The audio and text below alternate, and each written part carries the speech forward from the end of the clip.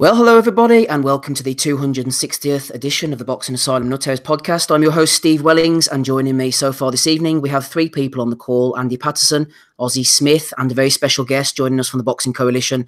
Leon is with us, so a very warm welcome to him. We're hoping for a few others to jump on, actually. We have a very special guest coming on around 8:30 or so. I'm going to ring him up on the mobile, so hopefully that will go okay. Looking forward to that. It's a cruiserweight, which is fitting in with the theme of the weekend, really. Some good and some not so good cruiserweight fights. I think you know what I'm talking about over the weekend. Let's start off, though, in the Bolshoi Ice Dome in Adler, Russia. I'm sure it was freezing your balls off type of weather there, similar to what Andy was experiencing in Latvia last weekend, where Murat Gassiev knocked out Junior DORTICOS in the 12th and final round of their World Boxing Super Series semi-final. The unthinkable almost happened, everybody. It almost went to the cards. Who saw that coming? And let's have a look at the cards, actually. We had 105, 104 at the time of the stoppage for Robert Hoyle, 106, 103 for the other two judges in favour of Gassiev. I thought the cards were actually a little bit close, to be honest, even though DORTICOS was doing very well, even early on. I just thought Gassiev was having the final say in some of the rounds. He was just picking the classier, harder shots. And DORTICOS, I was saying to Ozzy off air, suffered from a little bit of a lack of variety at times. He was doing the same things, the jab, the right hand, toughness, punching power, everything. He's brilliant. I don't want to, do him down or talk him down at all. I thought he was absolutely fantastic. And this is the way the big fights go when you put in the best against the best, Andy. Gassiev got the job done in the end. His quality, his punch picking, his ability to bring the shots round the guard, that lovely little left jab he does, and then he brings it back and then turns it into an uppercut. He's a really classy fighter, Gassiev, and I thoroughly enjoyed this. It was tremendous, mate. Absolutely brilliant fight. I can't even go on long enough to how good this fight was. DORTICO, man, I mean, first off, I've got to say to him, absolute balls of steel. I tweeted out last night, triple hard motherfucker. Kept coming, kept getting up. If you've seen Callie Sutherland and his dad, I think it was his wife as well, they were going crazy. They were wanting that fight stopped. I mean, after that second knockdown, that he was just getting absolutely pummeled. It was like watching Chiran against Muir in that round 8. He's just kind of like get him out of the ring. The referee's watching this guy take an absolute pummeling, and he could have stopped the fight anytime he wanted to. Give him every respect because he was a titleist, but absolute, brilliant.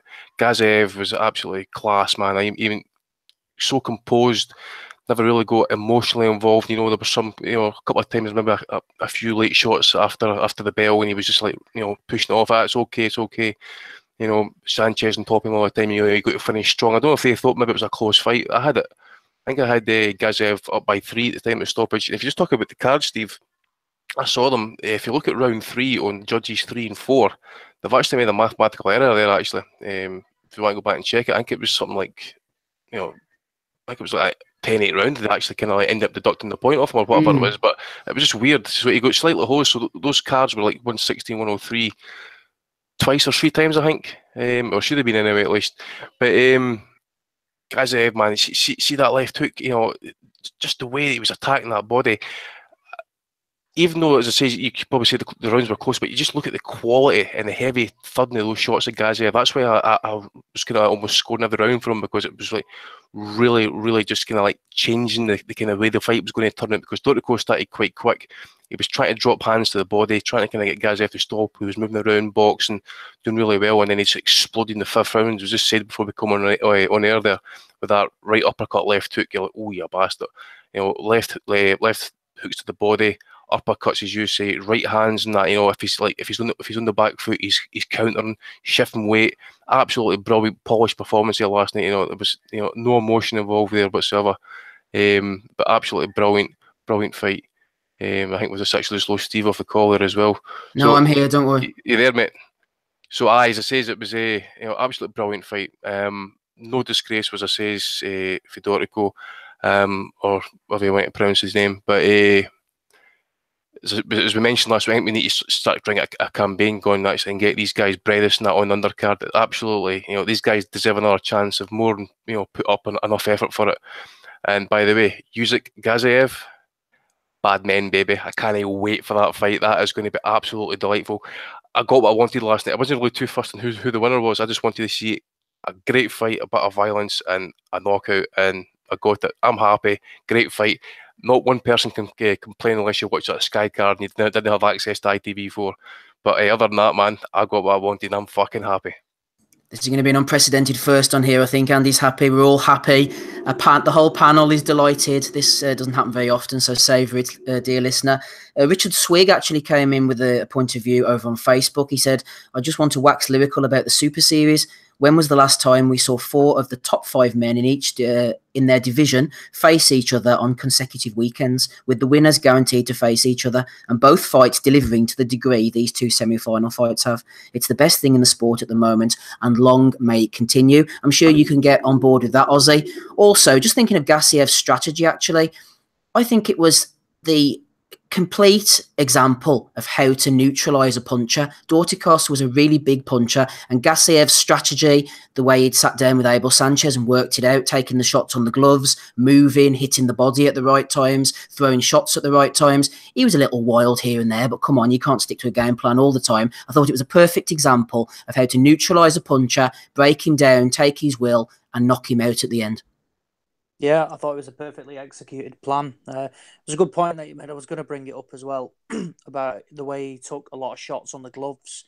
So he wasn't, taking like the full power punches clean. That obviously makes a difference, that. And I thought the body shots early on ultimately took it out of Dortico, towards the back end of the fight. And then the finish itself was tremendous. It's exactly what you want to see. And the guy is an animal, absolute animal. Both have superb chins. I was going to say, you just can't see anybody at cruiserweight stopping Gassiev. I mean, his neck is absolutely huge. You just can't see anybody like making a dent in him or anything like that. But no, his defense was excellent, and he did neutralize Dortico. I thought it was similar, a bit too predictable at times. Dortico, very similar shots, and it ultimately could have cost him, but I'm not taking anything away from him. The guy is, I think it's fair to say that all 4 semi-finalists are of elite level, and I think everyone would happily watch them every week go toe-to-toe. Again, I'm all for seeing Bradis, Dortico on the undercard, and even if that was just the 2 fights for the night, and that was the card, I think everybody would be happy, because it'd be 2 of the best fights you could make. And again, about the guy who made the comment on the Facebook page, completely agree. The Super Series, not only for boxing but for the cruiserweight division, is the best thing that has happened in a long, long time. It's been superbly executed. They've thought of all the different permutations, like whether an injury comes on board or something like that. They've had reserves, whether it be a draw. They've thought of something like that, and they've turned it around quickly. They've rode the luck where they've had no knocks. Like where the what was the one called where Frotch and Ward, what was it called? That was the Super Six. Super Six, yeah. And it kind of struggled that, through timings and things like that, and you didn't really know where it was at. Whereas this Super Series, it's not a round robin. It's you lose, you're out, and it worked perfectly. And I, for one, hope we see it eventually do all the weights, and it's here for a long, long time. But overall, brilliant fight, superb from Gassiev in terms of a game plan, and cannot wait for the final. What a fight it's going to be! And again, it's one of those where I won't be scoring it. I'll be sitting back and just enjoying it. My picks are notoriously bad, Leon. As regular listeners of the show will know, I went for Mr. Yildirim to win the super middleweight version, and I went for Dorticos to win the cruiserweight version. So a couple of L's for me. I am an avid listener of the coalition, but I can't remember off the top of my head who you picked to win the 2 tournaments. Refresh my memory. Is this cruiserweight tournament going the way you expected it to? I can't remember who I picked really, but I imagine Usyk would always have made the final. Gassiev, I wasn't completely sold on, but in earlier fights. But last night, I thought that was a spectacular performance from him. Like, so calm, measured. He did get wild a few times, like you said, but only when he had his man hurt.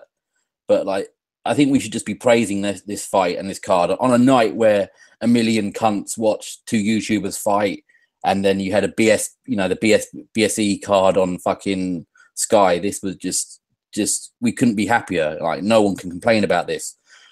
I did think the Cuban, and I never trust a Cuban, was a little, like you said, maybe a little bit robotic. Like I thought Gassiev was getting away from him a bit easy. I didn't think he was cutting off the ring particularly well. I mean, a few people I've spoken to today have disagreed with that comment, but I felt Gassiev was getting away from him, reasonably easy in those first 4 rounds, and he pinned him a few times, but not enough. But once Gassiev started landing, I felt like he was in control from round 4 onwards, really. I thought the scorecards were too close. I didn't score it, round by round, but he had to be a couple up at least going into that final round. And it's going to be a very interesting fight, that Usyk fight, because I didn't see Gassiev particularly hurt at any point in that fight, where I thought Usyk winced a few times, I thought, in his fight with Breeders. So just very, very excited, very, very polished performance. I thought defensively he was very good. Like, he held his shape. I thought his head movement was decent. His upper body movement was decent. Yeah, it was. And he looked like he was having a fucking shitload of fun in there. And that's scary for anyone, isn't it, really, when you're smiling?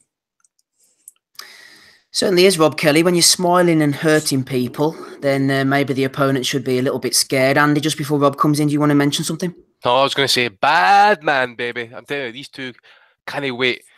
You just set it up there beautifully, man. Can't wait for this fight. Honestly, Christ, if any other fight doesn't happen this year, this one is going to happen. Cannot fucking wait. Cannot wait. Looking at the size difference, Rob, I know this is something that nobody's probably interested in, but Gassiev, we've heard about how big he is, how strong, how he could probably move up to heavyweight because he's perhaps tight at the weight. I thought DORTICOS actually looks a little bit bigger than him, but Gassiev did the job nonetheless. Do you think that Usyk against Gassiev, Rob, is the type of fight that could keep Rob Kelly in the house on a Saturday evening? Oh, definitely, yeah. That was I really enjoyed that fight last night. It took the cue from the week before, didn't it? Both guys came and gave everything. I had to feel sorry for DORTICOS a little bit at the end when he put enough into the fight to probably deserve to see out the 12 rounds. But what a shot, and what a finish! Gassiev was cracking him all night. After about the 5th round, Gassiev started to put the foot down.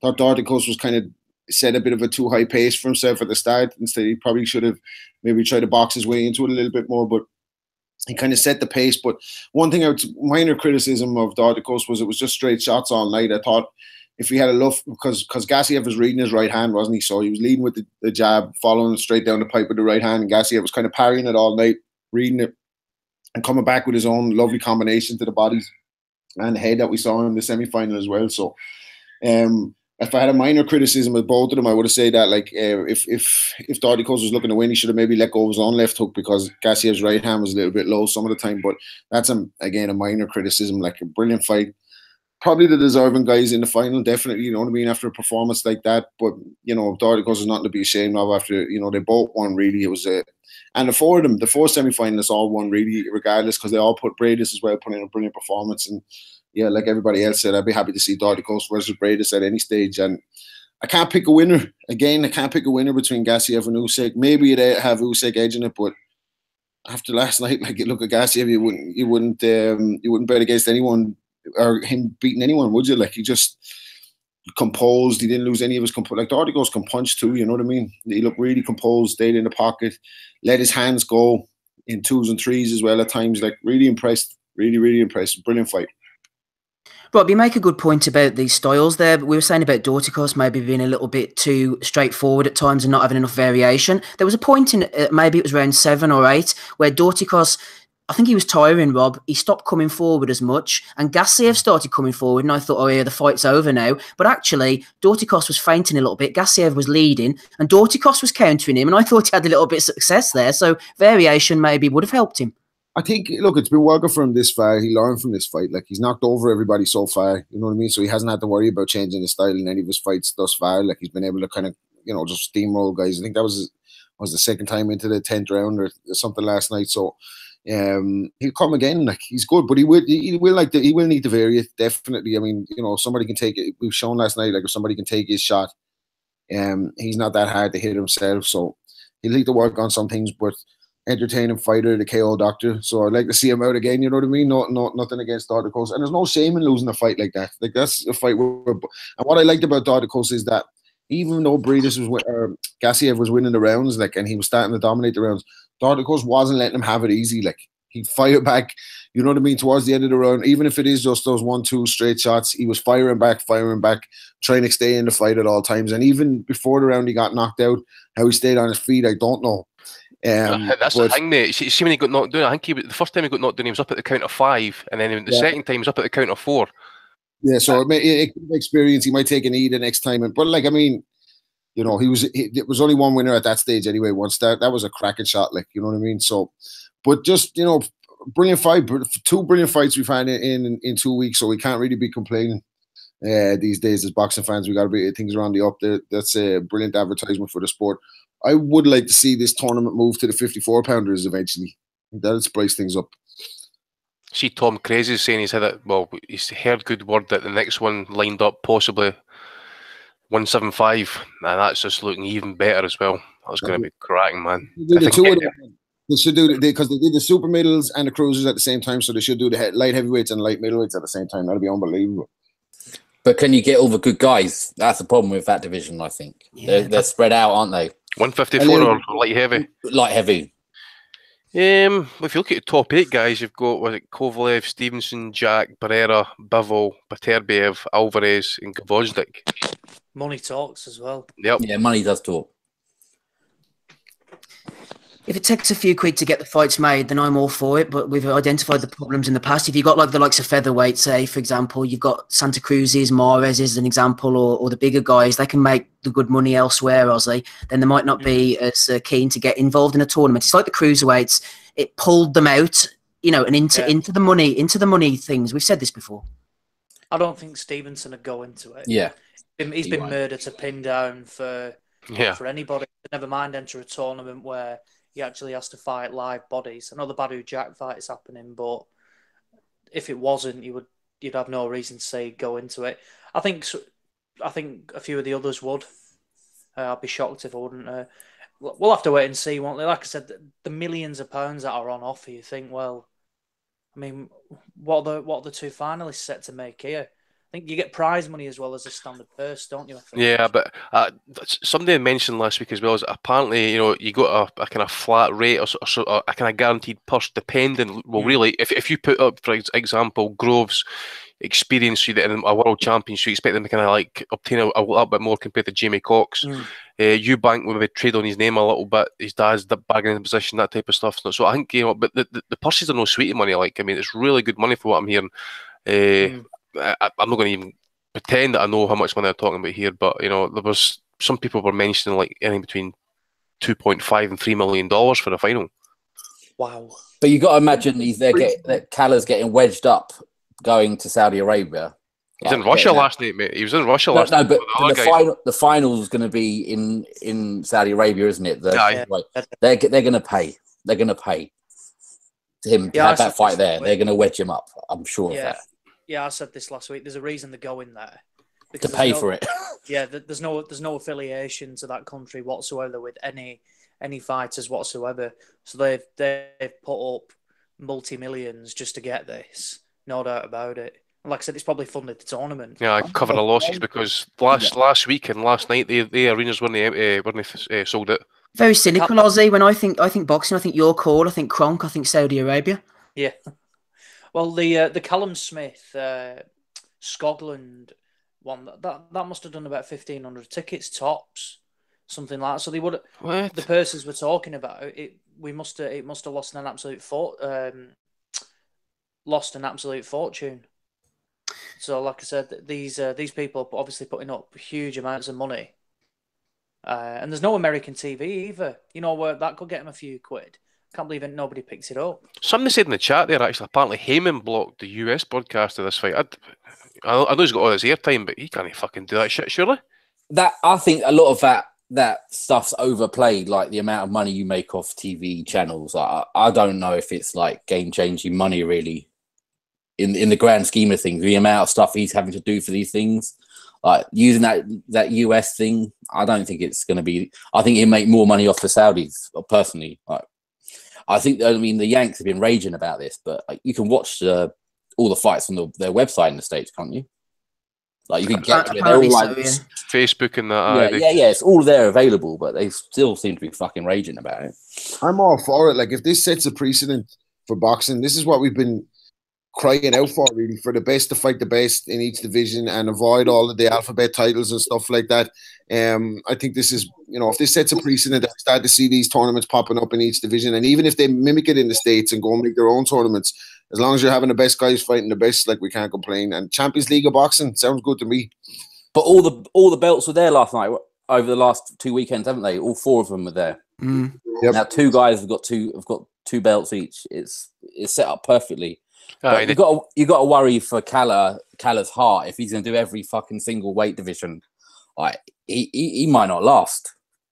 Like, he's going to do this and it's fucking be nothing left of his nose. His lips are going to be fucking worn off with all the licking that he did. He was chewing them off last. He was chewing his face off last night. But you can see he's a lot more like he concentrates, doesn't he? He holds that lip in when he at the end of the night. Like, he was right into that fight last night. Like, he's got like somebody now who's trying not to drink driving, but they're trying to drive really slow to make it look like they're not drink driving. That's what he reminds me of. It's like when your mate nudges you in the pub, mate. You're going in.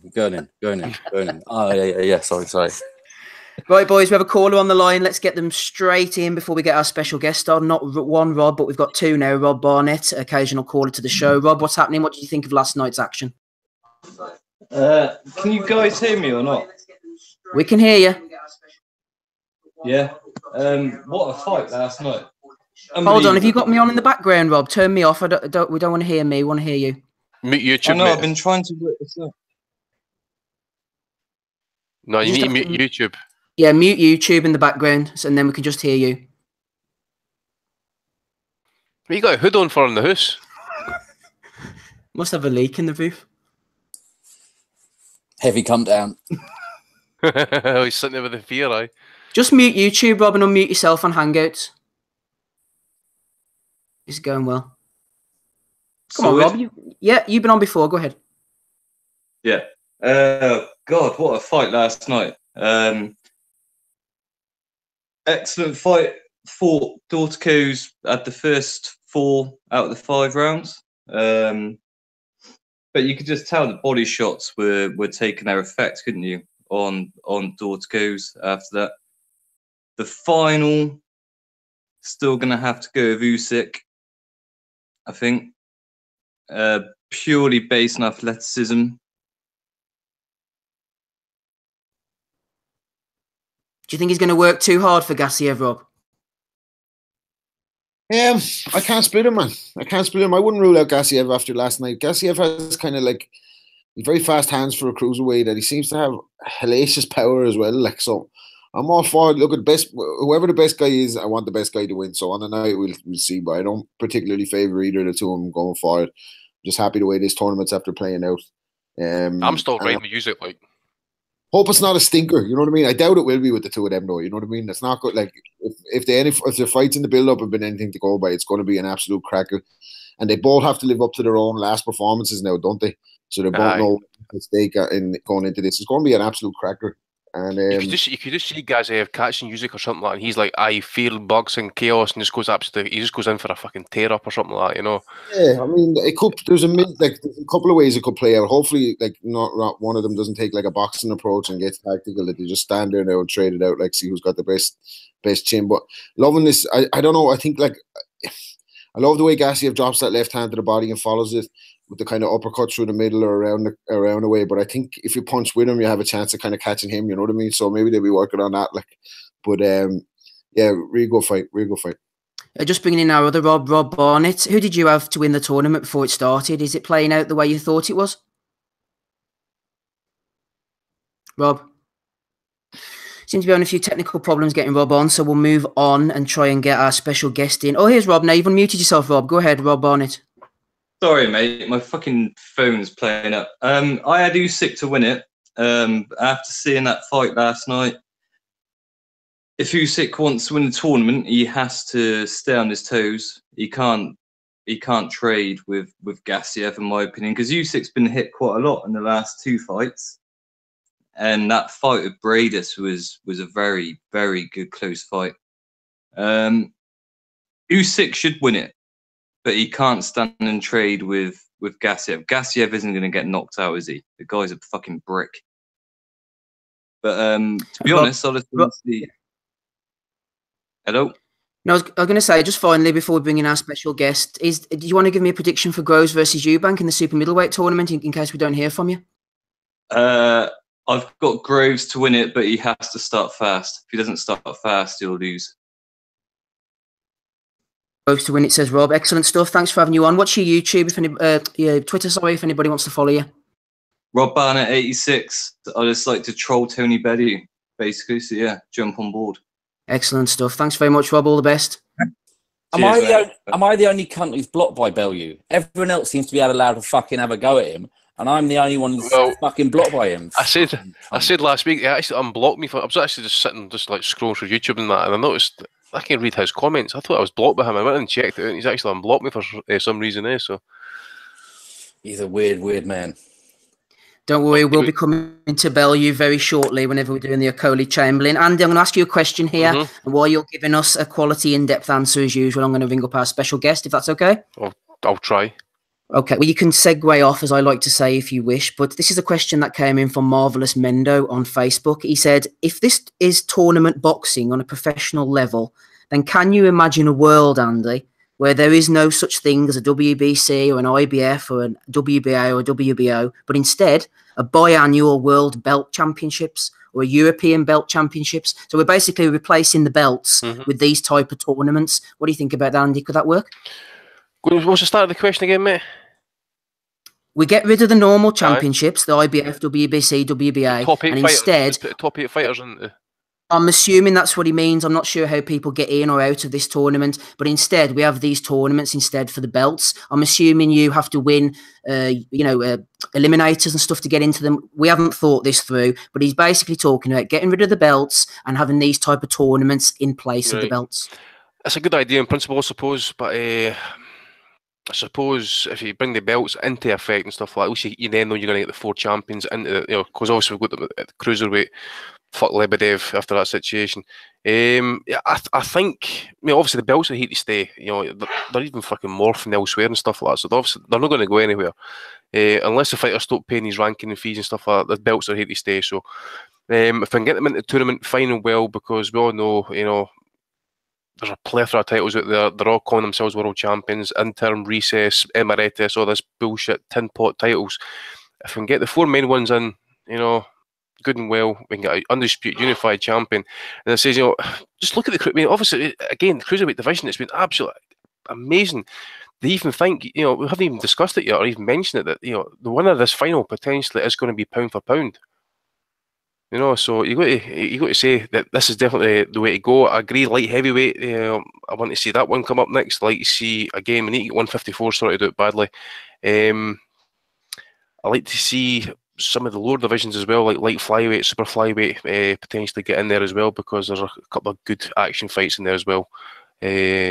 And if we're going to get involved, probably get bantamweight and featherweight as well. I think we're going to have to do it eventually with other divisions. But no, obviously it's never going to go into strawweight, obviously. But basically, if you go for the old-fashioned 8 divisions, cruiserweight or whatever, and that, do it.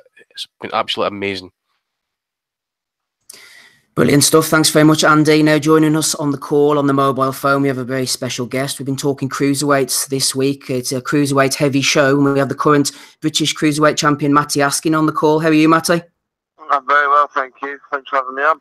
No problem at all. We're just discussing the Gassiev-dorticos fight from last night. I'm assuming you saw it. What did you think of it? I thought it was a brilliant display. I think Gassiev absolutely nailed the tactics last night. He started off slow in the first 1 to 4, and you had you thinking, well, this Dorticos might cause me some problems. But the Dorticos didn't. He's never been 12 rounds before, and later on he seemed to have gas out a little bit, and Gassiev power come through towards the end. Last week we saw Usyk against Bradis. Before we get your winner of the tournament overall, what did you think of Usyk's performance? He looked beatable, to be fair. In his last few performances, you're thinking, kind of put him on a pedestal. You kind of think, can he be touched? And Bradis, to be fair, shown that, he does have weaknesses and they're there to be exploited. So I thought, overall, I didn't think he looked that particularly as good as he has been in his last few fights, whether that's been down to be cutting down to weight or whatnot, because he looked fairly ponderous on his feet and with his hands. So I don't know if some of that had something to do. But fair play to Breedis, like I say, he showed some weaknesses in him. So obviously we're going to have Gassiev against Usyk in May in Saudi Arabia. Plenty of money on the line. Who you going for? Who's going to win? For me, it has to be Usyk. You know, he keeps a phenomenal pace through the fight, and you know, I'm saying it can be hard to wait. He seems to get caught a lot the other week, but I just think his skills are far superior than Gassiev's. But you know, anything can happen. It's boxing, and they're both in the elite now. They're both top high level fighters. So, like I say, anything can possibly happen. You were just looking at the British rankings. Obviously, you're at the top of the tree. We've had a couple of cruiserweights on over the past few months, the likes of Tommy McCarthy, who you've obviously beaten. Luke Watkins says he fancies a crack as well. Talking about Luke, first of all, that's something you'd be interested in, or are you just looking up, not down? If I'm honest with you, I'm tired of him. We've offered him the fight, you know, and he's got some sort of mad number in his head that he thinks he's worth, and you know, I just want to fight, and he says he does, but he never seems to step up to the plate. He knows he'll get an hiding. So, you know, for me, it's there if it's there. Otherwise, I'm not going to keep my eye on him. On March the 17th, you've got a fight coming up against Stevie Simmons. How's the preparation going in, and what do you think about Simmons as a fighter? Preparation is going really well. You know, I trained down in Chorley with Michael Jennings, former WBU world champion and British champion himself. And his brother Dave Jennings. I've actually moved down here just to get away from distractions. I've got a little boy at home, and you know, my partner, and I've got an house and whatnot. But I've brought my dad's caravan down to a little farm down in Wrightington. So I'm just literally here on my own constantly. I'm training 3 times a day. So you know, preparation-wise, it couldn't be any better. As for Stephen Simmons, I'm looking forward to the fight. I think he's a perfect opponent, to be fair, for my first defence. I think his style will suit mine, and I think it'll be an explosive fight on the night. Just looking at your last 3 opponents, Matty, we've got Simon Barkley, Tommy McCarthy, Craig Kennedy. They're all undefeated fighters, so you're obviously on a good roll at the moment. You had a couple of setbacks early on in your career, a few defeats, the likes of John Lewis Dickinson, Oval McKenzie. Are you an example of how a defeat in boxing can be a learning experience? It doesn't have to be the end of the world for anybody. Yeah, of course it is. You know. Again, they said them early on, and you've got to learn. You have to learn by it, otherwise it's just pointless being in the game. You know, if you're just going into there and making the same mistakes. You know, I made the mistakes pretty early on, and I've corrected them by joining the right team, maturing myself, making differences to myself outside of boxing, which I think helped massively as well. Just to remind our listeners, we have Matty Askin on the line, 22-3-1, 14 knockouts. He's 29 years of age now, the British Cruiserweight champion. Good fighter is Matty. He goes by the nickname of the Assassin. The Assassin Askin. Who came up with that one? My dad. I think he was drunk one night and it just stuck. Any questions from any of the guys on the call or the panel? We've got Ozzy Smith. He's always good for a question or two. Ozzy, go ahead. Yeah, Matty, you've obviously just signed with Haymaker Ringstar. How did that opportunity come about, and what can that provide for you down the line? Obviously, you had a deal with Frank Warren, but I think it's fair to say that didn't really work out after the McKenzie fight. Yeah, it was, my contract just ran out with Warren. It weren't nothing nasty about it, but yeah, I don't think I was kept busy enough after the McKenzie fight. I think that fight, I'd had 18 months out going into that fight, so I think they thought that was me at my best. We got a phone call through the Haymaker Promotions, and my manager said, let's go and have a sit down with them, let's see what they've got to offer. And to be fair, they've got the same sort of plans and mindset that I have in mind for this year. So hopefully we get this fight out of the way, we get another quick defence in after this, and hopefully myself a world title shot, if not an eliminator later on in the year. And is the plan to try and win that British belt outright? Because not many boxers do that anymore, do they? I think they try and they win it and then obviously look to move on quickly. But it's something that obviously if you can win and keep it for good, then you can look back on your career and think, I've won that belt outright. Yeah, massively. For me, it's a big thing, the ones that, but do not get me wrong. But for me, it's where my opportunities lie. For in the sake of I will provide for my family. It's a job for me. Which is how I have to take it. I have to take it as serious as possible because the next fight could be a loss. So for me, it's how my next chunk of my mortgage is going to be paid, and that's how I see boxing. And whether that be I have to defend the belt 3 times, and I have to defend the belt 3 times. If I don't, then I don't. But that's the way I have to look at it in my eyes. Anything else, Ozzy? No, that's all from me. No problem. What about the European scene, Matty? Would that be something you'd be looking to move up? You know, we've got the likes of Masternak, Kudryashov, who can punch a bit. Vlasov fought last night. Any of these boys on your radar? Yeah, no, definitely. That Masternak, he seems to want to fight me every other week. But yeah, I don't see why not. And I think that's the natural progression that you should do. You should kind of do the British a couple of times, European, earn your spot in that sense and learn how to get to that top level. A lot of English fighters seem to open this British to the world scene, and they get beat pretty convincingly because they've not really gone through the levels of going through the rankings of like going through the British and the European and then to the world, because they can now go British, WBA Intercontinental, WBA International, all these little belts now. They can kind of swerve and pick on like a lower set kind of fighters and get that world title fight. But I think the right way to do it would be to go from British to European to world. So I think that'd be the right way to go for me personally.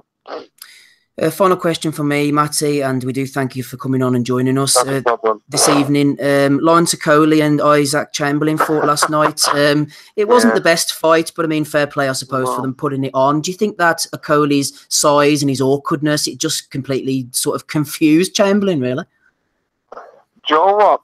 I haven't actually watched it properly. I watched little bits and bobs. Don't bother. I watched the gassiev-dorticos fight, and anyone with a boxing brain would have probably tuned into that rather than watch 2 novices getting paid a big wad of money and fight like a pair of idiots, in my eyes. They seem to have a lot to say. And every credit to him for jumping in at this point because, it's very early on in the career, but the money they were getting was stupid. Okolie's, like I say, he's at the South and he's 6'6". Yeah, 6'5.5" or something. Yeah, he's a big man.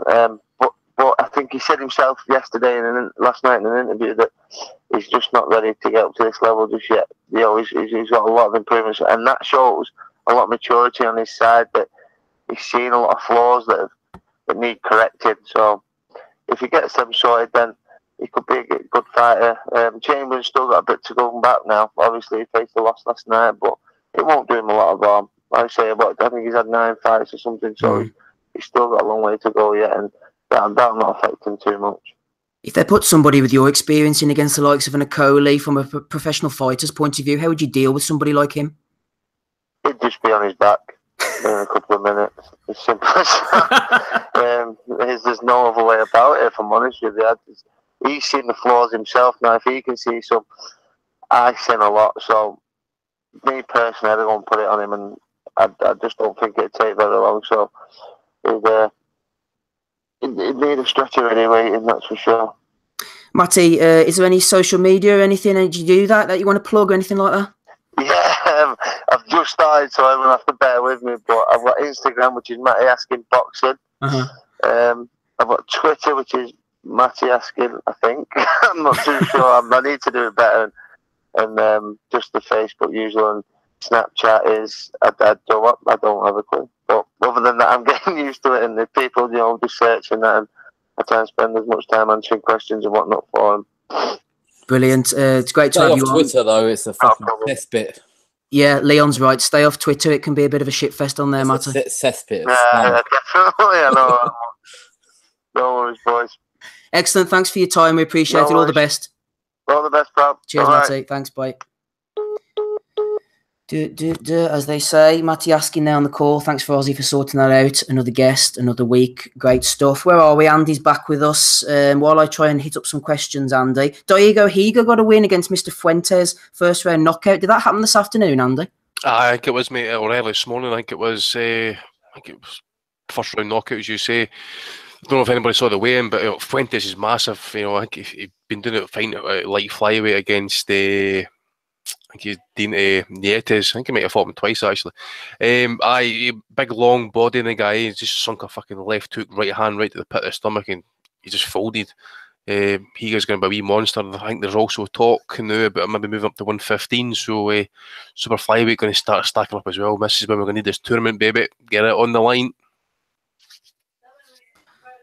Get it on the line, says Andy. I'm just trying to go through BoxRec here. I'm not going to really bother about the undercard for, what was the fight? Gassiev against Dorticos. We saw Chudinov in against this Timo Lane.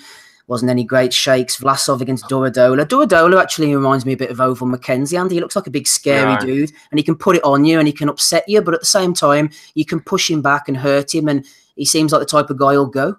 It didn't really seem me. I don't know. I mean, it looked better obviously against Brevis and Kudryashov and stuff. He must be well in his 30s now, but I don't know if he maybe struggled to make weight for that fight because he looked dry as fuck actually. Even like 3-4 rounds into that fight, he didn't look all that weight. Was that a split lip or something like that? It was a bad cut in the mouth or something like that, and then getting pulled out. He was just getting pummeled in the end anyway. He was knackered as well, wasn't he? I mean, that's probably a sign that guys maybe took the fight in late notice, maybe had to strip the weight or whatever. That obviously that Mikel Allion is he's I think he's ex-Olympic bronze or Olympic champion or whatever, and that it was decent. I mean that Espinosa guy that he fought actually he was tough as fuck. Decent wee fighter, close fight as well. So that guy's talking about going to Tokyo as well for an Olympic medal. I think he got his last one stripped off him for a drugs test or whatever. So it says it wasn't the undercard wasn't that great, but the main event more than made up for it. Certainly did. Andy Patterson there. We've also got Leon, Ozzy and Rob Kelly with us on the call at the moment. We've got Value of the Week's coming up later, a few Twitter questions. Nothing of any note really next week. I'll just move my microphone around to talk about. So we'll probably just next week be talking Groves, Eubank, a few previews. If anybody wants anything they want to be discussed for next week's show, then let me know. Ozzy, before I bring Leon in on this Okolie-Chamberlain fight, tell me briefly about Friday night. I actually forgot about this card to my shame. Josh Whale, Bobby Jenkinson, Lou Nasser, Brad Watson. Who else was on it? Danny Toombs, Adam Jones, a few other fights. I saw the clip of, was it Jenkinson against Whale? Someone was about to get stopped and they threw a chair at the side of the ring, was it? It was a disgrace. Yeah, it was. Josh Whale was putting all the pressure on Bobby Jenkinson, and from nowhere, like a blue stool was just thrown towards the ring. It's obviously rebounded off the ropes and it's hit some poor sod. I think he was like a media guy on, and he split his head open. So he was taken off to hospital, and there's no room for anything like that in the sport. And obviously, I hope the guy's been, I hope he gets punished and whatever happened, because it's a joke. And obviously, the media guy's gone there to do his job, and he's gone back with, he's gone to hospital because it split his head open. But no, it was a relatively decent night. Josh Whale, I think he's the perfect example of how a loss cannot ruin your career. He's one defence off winning the British bantamweight title outright now, so I think that's excellent. He was. I thought Bobby Jenkinson, his style would cause a few problems for Whale, but Whale looked excellent, and he's really developed under Steffi Bull, so I think that's a credit to him. Nasser Watson. Nasser had Ryan Rhodes in his corner. He didn't really listen to him. He was giving sound advice, and he just didn't listen to him. And which was a strange. I don't really get that. Your trainer's there to help you, and he calls the fight the way he sees it, and he just ignored anything. And ultimately, he was stopped in the 10th round. A bit further down, I don't think they're on telly, but Adam Jones, he's obviously one of the tougher journeymen around. He got notched up a win for the. So that was an upsetting Danny Toms, I think it is. And William Warburton, I think everyone who follows the sport is well aware with him. He got a draw with Daniel Kennedy. I saw Big Russ wasn't very impressed with that decision by the referee, but I guess if there's one thing, it's actually good to see that a journeyman does get the rub of the green for once. Was Kennedy, the guy that they were putting forward as a possible Conor Benn opponent? I think so, yeah. He's from... The guy who they were pushing for Conor Benn, was he from the Channel Islands or something like that? Or was it somebody else? Or, I mean, he's coming in at 35 he is. I I don't know anyway. I think it was boxed in Australia. Anyway, yeah, Big Russ wasn't happy with the result, and I mean, I've not seen it, but I mean, if he is going toe to toe with William Warburton, then makes Matchroom's decision to turn down that 25 grand offer to Conor Benn look a bit silly, really. But no, it was good to see boxing on a Friday night. I think would like to see more of that, and obviously it was another successful small hole show. Yep, just going through a couple of comments we've had from the listeners. Rob, who actually came on, Rob Barnett, said Gassiev versus Dortico made me feel alive again. I may ask to get on the pod tomorrow just for sheer excitement where your wish was fulfilled. I like to make dreams come true on here, Rob. Brian G, who do you fancy in the World Boxing Super Series final? Gassiev for me. Thought he was class tonight. I've asked most of the panel that. What about my opinion? Usyk very, very narrowly. Wouldn't be surprised if Gassiev won, but Usyk very narrowly. I think his work rate might be the difference, but Gassiev really, really impressed me last night. Really like the look of him. On to something of a similar level, Leon, over in the Millennium Dome, as it was formerly known, Lawrence Okolie, Isaac Chamberlain. I'm guilty of falling into the Chamberlain hype a little bit without looking at the facts. I thought he'd beat Okolie. I thought Okolie looked like a bit of a slippery version of Deontay Wilder, but I overlooked the one major factor in the fight. Not only was Okolie a bigger puncher, but Chamberlain just looked so small. Well, we said before we came on that he looked like a super middleweight, didn't he, in there? He looked tiny. And he just rushed him. You know, I mean, it wasn't very educated or particularly nice to watch. He just kept on marching forward, and it was as much a wrestling match. I mean, I was watching it on my phone, but because I turned my Sky off because I'm not paying for that shit. Yeah, it was just a horrible fight to watch. I mean, how this has ended up as a main event, it proves that Eddie's struggling to find headline fights. But like Chamberlain, I mean, how could you've? I mean, we haven't seen him really. I mean, he's been so badly treated by Matchroom. Can you remember seeing him on a Sky card? No, he's had to go on Goodwin cards, hasn't he? Yeah, if he was on maybe he was on a red button when that was around, or on Facebook Live, because Eddie's doing a fine line in Facebook Live fighters at the moment, because Paul Butler has done well with that, but that's another topic.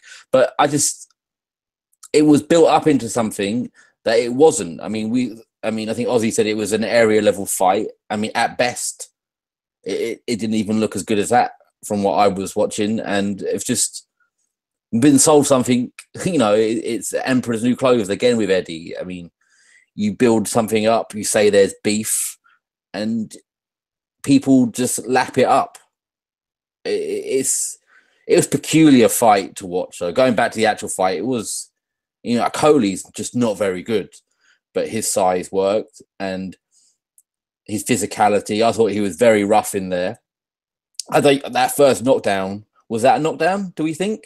Oh, it was strange, wasn't it? It seemed to hit him on the top of the head, but it didn't even seem to hit him on the back of the head. It was not one of those ones that, you know, you see those ones where someone catches just the side of the back of the head, and that can, you know, take your senses away from you a bit. But it was a glancing blow, very glancing. And like the idea of the punch knocked him down. Yeah, but it's more the fact that he was so willing to come forward, Okolie, that he ended up just like running over him. He did it a couple of times where he pushed him or just walked straight over him because the size difference was so strange. But I mean, I thought the ref was quite poor last night. I mean, there was points taken off Chamberlain, but I thought Okolie was as guilty as he was with some of that stuff that was going on, because Chamberlain kept on ducking into him. But yeah, it was just a horrible mess to watch. And thankfully, because my wife was watching a film, I didn't have the sound on, so I didn't suffer that kind of, like, you know, ear rape from what I hear. There was plenty of earache. I mean, David Haye and Tony Bellew are fighting next month, but David Haye definitely won the punditry battle over Bellew for me last night. I mean, Haye had the fight spot on, in my opinion. I thought Bellew was completely off with what was happening in there. Even Adam Smith got frustrated with Bellew in round 6, with Bellew's misreading of the fight. He constantly assumed that Okolie would blow up because he'd never done the distance before. He kept saying, oh, he's going to start tiring. Chamberlain's game plan is to tire him out. Or maybe his game plan now is to knock Okolie out really late. It wasn't anything to do with the game plan. There wasn't any strategy there, I didn't think, Leon. I think the fact was he just couldn't cope with the strength, the awkwardness, the punching power. He was like a rabbit in the headlights. But what an you just misread it completely. That's what I'm saying. I think as much as anything that it got to Chamberlain, like the event. He looked nervous. He looked timid, and I feel sorry for him because he probably trained to fight someone who boxes, and that Okolie was doing some crazy weird shit in there. He looked like, who was that horrendous guy that was on the Haymaker card, the kickboxer? Oh, Page or something. Yeah, he had that about him. It was very ungainly. The shots were wild and from funny angles. He was punching, and then it felt like it was a lot of elbows following through. It was a tough fight for Chamberlain, but he melted. He melted under the pressure. And I don't know where he goes from here. I don't know what he does at that weight. I don't really think he's got any business being at that weight. No, boil down to light heavy and then leave Eddie, probably. That was what I would do. I mean, where you go, I don't know. I mean, because where you could go to Warren and get fed to Yard, but I mean, there's questions on Yard's chin anyway, so that would still be a fight that would be there for him. But yeah, I would get out of Matchroom as soon as possible. Eddie clearly hates him, like Eddie seems to take against some of his own fighters peculiarly. But yeah, he felt like the B-side. I said to someone on Twitter, like, even if he's not, they felt like they were going to job him after 4 rounds. It's like the ref's not on his side. No one felt like they were on his side, apart from maybe Bellew. Yeah. I've spoken too long about that fight, really. yeah. For one that we didn't enjoy exactly. Rob Kelly, strategically speaking, could Chamberlain, with his size, his lack of ability to get inside and get the jab off, could he have done anything differently? He tried a few left hooks here and there, a few winging punches. Could he have done anything differently? Yeah, he could have tried to box from the outside. Like, I think he was trying to slip in under Okolie, and it wasn't working. Okolie was roughing him up, throwing him around. It was a horrible fight, man. Horrible fight. I actually felt sorry a little bit for Chamberlain because I think you're right. Like, he definitely wilted. You could see it in his eyes, man. He was overawed by the occasion. Probably just came a little bit too early for him. And Eddie was I suppose Eddie expected Okolie to win, you know what I mean? Chamberlain had a lot of support in the arena as well, by the sound of it. Yeah, well, they're 2 local guys, and they've been drumming this up for about 18 months through, I feel, like, having the 2 of them. And they've been looking at it, like, getting it to this point. And as soon as it got to this stage, Eddie put it on because he's going to cash out on one of them. Like, I think he knows both of them haven't got a future there together in the division. It's going to be one or the other. And all the talk's been about Okolie. It hasn't been about Chamberlain. Like, you feel like he's been a bit part in this whole production. Like, but he's I felt a little bit bad for the kid. I think he's probably, yeah, you're probably right. He's not going to do anything at that weight. He could probably do it dropping down. But like, a loss at this stage, the only really kind of negative for him is that at this stage is that it was on such a big platform. But other than that, there's no shame in losing at this stage of his career. He was in against a guy much bigger than him, and he lost a horrible fight. Just move on. He'll come back. You know what I mean? If he's going to be anything, he'll come back anyway. So we'll see him again. But I thought he could have, maybe stuck on the outside, try and make Okolie miss, like, you know what I mean? Because if missing punches obviously makes you exert more energy, like, so if you can stay on the outside a little bit and try and make him overreach a little bit and counter him. But it was a horrible fight, man. We've talked already too much about it. It was horrendous, trash. But just quick, I didn't feel like either of them had a game plan particularly. No, yeah, like, it's not like the trainers hadn't gone, this is what this guy's going to do. This is what it didn't feel like there was anything there. Like, just go out, boys. We've been like building off a jab or nothing, was it? It was just like he was just swinging, and it was it was dross. And because Eddie, again, it's not fair. I've said it about Ben before. It's not fair to put these guys up on this platform. They're not ready for it. It doesn't need to be done to them. Like, you don't. What was that? 6 and 9 or something. These guys don't need to fight each. They can build them lower down until their full 15th, 16th fight. It's just he's rushing them too much because of his stable. Do you think, like where you do, because it's weak? Oh yeah, the stable's all over the shop. There's no game plan to that stable. It's a complete and utter mess. Yeah, the whole thing. I thought, Andy, the whole thing was with Sky. I know they've got to promote their fighters, but you had AJ Promotions, you had Sky there. Well, there's Darren Barker, wave to Darren. There's David Hay, so-and-so's in the crowd.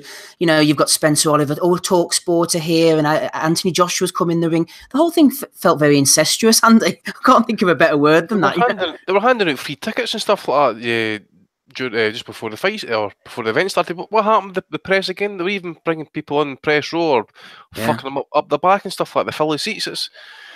What did I watch that card last night? I mean, obviously he's Ken that I'm a bit high on Boatse. I think he can do well. It depends what kind of weight he's going to be sitting at. But I never watched not much of that card after that. I mean, I put Chamberlain on for like 30 seconds.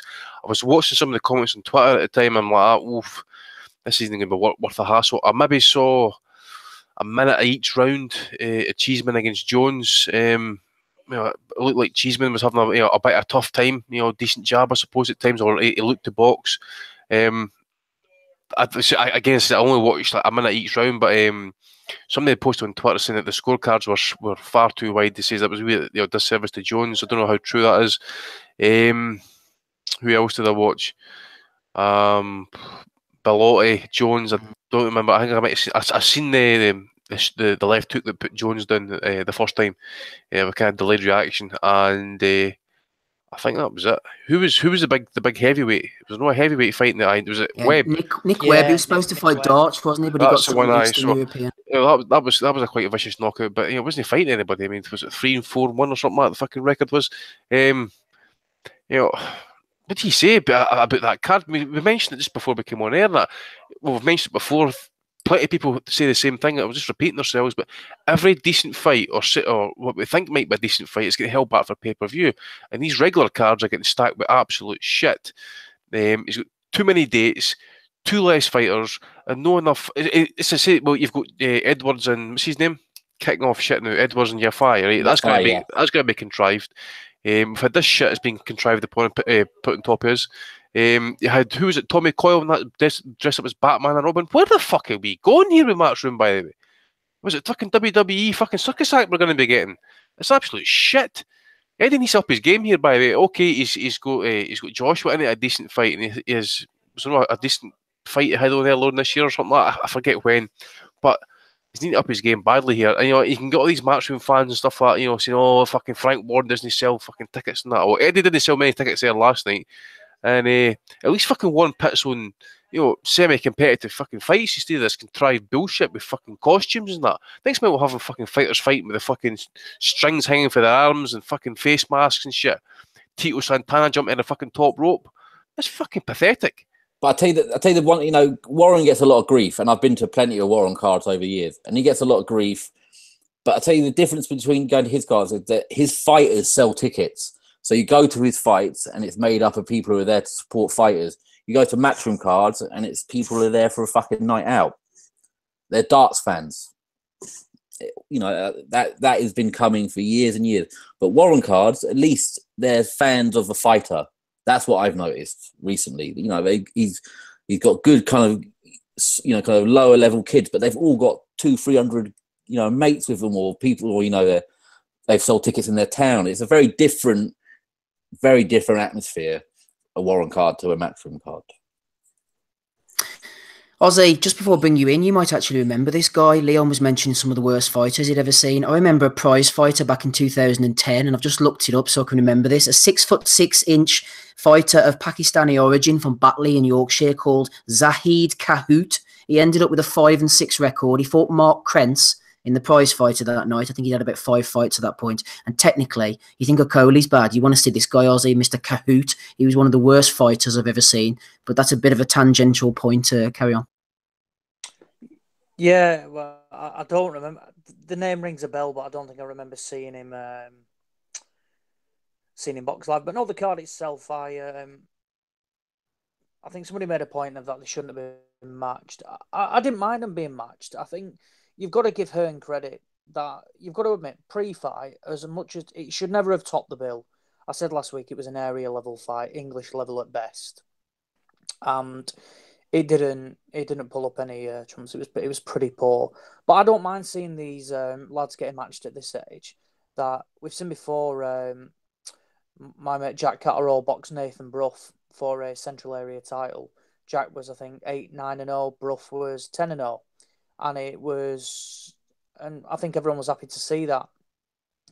What was frustrating is that I completely agree with everyone else.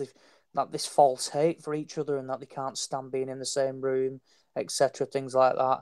I completely agree how it was massively like oversold and things like that, and I don't think they were giving away tickets, and to put the media in with like regular fans where they're there to do a job as well. It's very poor that, and media need to be up close to see like cuts and things. So that was a bit of a strange decision. They're both a long. Well, I mean, Hearn was talking about putting Okolie in with Matty Askin next. Askin would absolutely destroy him. Absolutely destroy him. Okolie can punch, but he's a long way off British level yet. Chamberlain, completely agree. He felt like the B side all the time. And it's a good point that Hearn doesn't like some of his fighters like this. It's because they don't really sell tickets or anything like that. So if you're not a ticket seller with Eddie Hearn, what do you do for him? You're not making money, do you, or anything like that, unless you're an outstanding talent. Further down the card, I thought Ted Cheeseman beat Carson Jones pretty handedly, to be honest. I wasn't too disgusted with the cards. Jones, it wasn't vintage Jones. I think if you were to ever say that, he missed the weight and he caused a few problems in the first couple of rounds, but I think Cheeseman kind of allowed that, felt him out a little bit, and then he took over. Solid 10 rounds, and I like Ted Cheeseman, entertaining, will box anybody.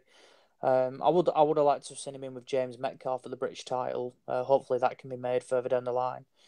The other ones, Bellotti Jones, but Bellotti's talented, levels above Ben Jones, but he's one to watch. He can really hit as well at featherweight. The frustrating things for me were you see like Charlie Edwards, Paul Butler, Gamal Yafai, massively like overmatched against their opponents. The guys they were in with did not have a 1% chance of winning. It was an embarrassment. Charlie Edwards, like I said off air, was in with a guy who drew and lost to like an 8-55 journeyman. He should be nowhere near Charlie Edwards whatsoever. Same with Gamal Yafai. Felix Cash, he was levels above his opponent. He needs to step it up now. And Paul Butler, it was just a typical Joe Gallagher thing to do, wasn't it? Steve Wood said last week on the podcast they turned down Mark Leach, who was 8-1, and I found out it's apparently because he switch hits. So instead, no, Mark Leach, despite him being 8-1 and has never boxed for an English title, he's too much of a problem. We'll get the well-known Jefferson Vargas in 5-7. I don't know where he was from. Oh, anyway. Good him, he's good. Yeah, excellent, real solid opponent from Ecuador. Obviously well known, sells a lot of tickets over here, and he was absolutely garbage. I didn't mind Buatsi's opponent. Jordan Joseph's boxed at around Southern area level. He's 3-0 Buatsi. I didn't mind that. He absolutely wiped him out. Thought he looked really good. So I think it's fair to say he doesn't need to be messing around at Southern area level anymore, and he can probably step it up to English, a minimum at light heavy, potentially even British further down the line. He's got Buglioni in his stable. He's got Jose Burton. So Hearn's got the fighters there. Buatsi, he's got this Olympic pedigree, so let's fast track him now. Like I said, no problem with the opponent last night, and I think let's move him forward now. A quick word on Edwards and Yafai. I don't know who Charlie Edwards thinks he is, really. He got an opportunity to box for a world title. Nothing wrong with that. It's similar to Jamie Conlan. Jamie Conlan did nothing whatsoever to warrant a world title shot. It just kind of got fed in that he deserved one. He didn't. Same with Charlie Edwards. But since then, Charlie Edwards has boxed a couple of journeymen and he beat Ian Butcher for a British title. Now, Charlie Edwards has done nothing in those fights to suggest he would beat Cal Yafai.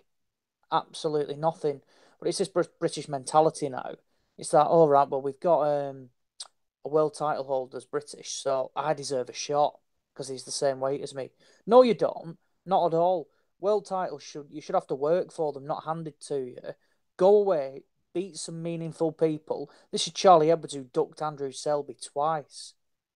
So he can't give it anything to Cal Yafai. And Hearn's on about wanting to make that now. No, nobody wants to see this fight whatsoever. Nobody. Where has this come from? That, oh yeah, people are pining for Cal Yafai against Charlie Edwards. Bullshit. Absolute no chance. It's a garbage fight. Edwards has done nothing to warrant this whatsoever. He needs to go away. Go and win a European title or something like that. At least justify that you've gone, you've made the step up. Not his best wins Ian Butcher. So then why can he go and box for a world title? It's a joke, and I'm sick of seeing things like this. Now, world title should be worked for, not just handed to people like British champions who then just think they deserve one. Rocky Fielding's another one. It's like it shouldn't. You should make the step up, like Matty Askin said. Make the step up. Then when you do get to that level, you're not embarrassed. Otherwise, you massively overmatch them. Then you just go down the pecking order again. What is the point? Leon, did you want to say something there? What's the FI doing? Like, he should be kicking Hearn's door in. Like, he's in one of the most exciting divisions in boxing. He's a limey bastard, that's what he is. He's a fucking coward. Or not a coward, that's too harsh, but he's ducking shit that he should be involved in. He should be excited to go and fight on those cards in the Superfly. He should want that. He should be begging Hearn, telling Hearn, I want these fights. Exactly. But he wants this beef. He wants this fake beef with a fucking 9-year-old. It's the usual story, mate. It's usual story. It's a path of least resistance. They want the low risk, high fucking reward fights. He's been called out. He had the chance to fight in UA. It was enough money. So what does he end up turning around and say? Oh, my trainer couldn't get a visa. Well, fucking get another trainer then. Jesus Christ, you're a fucking fighter. It drives me mad. Look, I said on the coalition, like he could fight all of those guys and lose to all of those guys. It wouldn't matter. I would give a shit. Because he fought the very, very fucking best in one of the fucking hottest divisions. And that's all that we'd want. He would get support and respect from every British boxing fan if he went and did that. Correct. But, and what's Paul Butler doing? So Paul Butler's a Facebook Live fighter now. What has he done? People take the piss out of Warren. Warren got him a world title fight. He got iced. Fine. But what has he been doing with Tesco and Hearn? Fighting in London at fight at 6:30. It's Butler must be. If I was him, he'd be furious. Building the brand, mate. He's building the brand. It's just. He was a hot prospect 3 or 4 years ago. We were probably all talking about, he's a good guy coming up. We think he can do something. Not saying he's going to win world belts, but he's definitely someone to watch. He fought a very good guy in Tete, and that was a brutal knockout. But what's he done since then? What have they actually done for him? Has he improved in any way whatsoever? I think he's gone backwards under Joe Gallagher. Yes, thank you. I saw him box up in Scotland on the bugger. It was on the Saunders, Billy Joe Saunders Akabov. Oh, you were a brave man, mate, going to Paisley. Yeah, it wasn't the best, and I definitely won't be returning. And Butler looked like he'd gone backwards, and I rate Butler. Obviously, he beat Stuart Hall, and he won a world title. I think Hall he's always there and thereabouts, isn't he? Like I said, he come up against a very, very good opponent in Tete, who at the time they brought over realistically because they felt Butler could beat him. And he left Arnie Farnell, went to Gallagher, and just lost some of his key credentials. And obviously, I thought he looked pretty decent against Stuart Hall, to be honest. But I think Hall's on the come down now. But yeah, I completely agree. Since he, where is it? Yeah, so since he's boxed Carlos Ruben, Dario Ruiz, Stuart Hall, and Jefferson Vargas. Now they're trying to make the Liborio Solis fight, which is decent. Don't mind that, but Solis is done. Well, do you reckon? I think Solis could beat Butler. He could. I think I could beat him, but I still at the same time he's no fresh. What I'm saying is he's done to the sense he's no prime anymore. But I would still think he would have enough to beat Paul Butler. The guy's been in a few wars and stuff like that at the same time. But I think this would be happening at bantamweight, isn't it? Because Butler's not really a bantamweight. He's too small for it. Yeah, I think he's too small as well. So that might work against. Maybe I'm being too kind of critical on Salisa. But he's still taking me better. But it's not a prime Salisa anymore. But it wouldn't matter. He still have enough to beat Butler. Well, I felt Solis beat McDonnell in the first fight. Yeah, I thought he beat him, and I thought it was a big robbery that. And then obviously it was a shame that the cut happened in the second McDonnell fight. But I feel either McDonnell or Solis would beat both. Would beat Butler. I completely agree. He's a small guy. He's not he's not got the height he can take up with him or anything where he'll grow into a bantamweight. he's naturally small, and it was when he left final, he went to Oliver Harrison, and Frank got him a WBO final eliminator. So he lost challenge for the IBF, lost, and got him straight into a massive thingy. And he missed the weight, and he said, "Oh, I'm too big. I've grown out the weight." I'm thinking, you're not a big lad, and obviously the jump in weight isn't big, in terms of, I think it's like a pound in it or £2. But for these small guys, it really does make a difference. It's not like like a heavyweight or something like that where it's a couple of pounds, it's nothing. For the smaller guys, it really does make a difference. So I think he'll struggle at the top end because he's not the hardest to punch. So when he does step up levels, it's one thing. If you can't keep people off you, you're always going to struggle. But if Butler Solis happens next, I don't mind that whatsoever. I think it's competitive. I would pick Solis to win, but I think it's a fight that I would happily watch. Mm-hmm. One more fight card to go. That's the Texas one. Just before that, talking tactics on Twitter with our friend McKetch. He said, why didn't Isaac Chamberlain ever use a double jab against Okolie? Why wasn't he moving away from the right hand? His coach is obviously a complete dud, which I thought was strange. As I said to McKetch, James Cook and Ted Bammy were in the corner, two good fighters in their day. So maybe it just was a case of Chamberlain not being able to implement their instructions. Let's have a look. We have Master Mode Joey, Master Mode 33 on Twitter says, I for one was happy when the British beef card got made. I felt there was enough competitive fights for Saturday night and was happy this was on Sky Sports rather than a pay-per-view undercard. I do not blame Herm for the main event being a dog's dinner, as the intent was there to provide a match up for Saturday night Sky Sports. My question, says our friend Joey, is can the panel create their own Saturday night Sky Sports card matching the Matchroom fighters with each other? Now, I've been doing a bit of work here. If anybody wants to jump in, feel free. But fight against Charlie Edwards, bit of beef angle as we were talking there. Eddie will put that one on between members of his stable. Butler, McDonald, Burnett, you could make a decent fight out of those three. Katie Taylor against Conor Benn, why not? We're going the novelty angle now. More realistically, Katie Taylor against Natasha Jonas. Anthony Fowler, Marcus Morrison, Buglioni versus Burton 2. Khan versus Brook, of course, that won't be a Saturday night, that'll be a pay-per-view. Lewis Ritson against Scott Cardle. I'd fancy Ritson to walk right through him. And the culinary affair for you, Ted Cheeseman against Sam Eggington. If anybody wants to match the 46 members of Matchroom stable against each other, any fights you could come up with? Buglioni Johnson, is they two with Eddie? Yep. I got a great one. Anthony Joshua versus Amir Khan in a winner gets the wife match. Your money or your wife? Jamie Cox, Ricky Fielding. Yep, would watch that. Campbell Crawler. Yeah, obviously needs to heart me. Who else have we got? Could do Paul Smith, Anthony Joshua. No, Smigger against Fowler at sea, and a fight to the death match. Bare knuckle. Or I quit match, because obviously just want to see one of them getting iced. It'd be really hard who you'd want to get iced out of that lot, actually. Fowler Eggington, I would watch. Yeah, that's not bad. Yeah, that's the best one. Yeah. I think Eggington would beat him, actually. Oh, he'd batter him, and that's why I want to see it. Is Martin Ward's with Eddie? Yeah, I don't know if he is anymore. Is he? Is he? He fought on that ITV card, Yeah, but I exactly. think he's still contracted though to Eddie, isn't he? Even though he went to Hearn lost the purse bid. Tight bastard as per usual. Yeah, Buggeroo.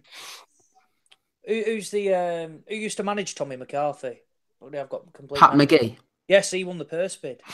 That's right. Ward Kakachi, yeah. Deep pockets, Pat. And then put it on in London. Kind of defeats the object, really. I know. I think Eddie was annoyed about McDonald versus McDonald. The twins versus each other. Oh God, could you imagine that? Jesus Christ. Eddie would try it. I see. What happened about 15 years ago? They really hated each other over because they were fighting at the last biscuit or something fucking crap like that. Or they were fighting at a rusk that their mum had dropped and left in the carpet. Some genuine beef with this one.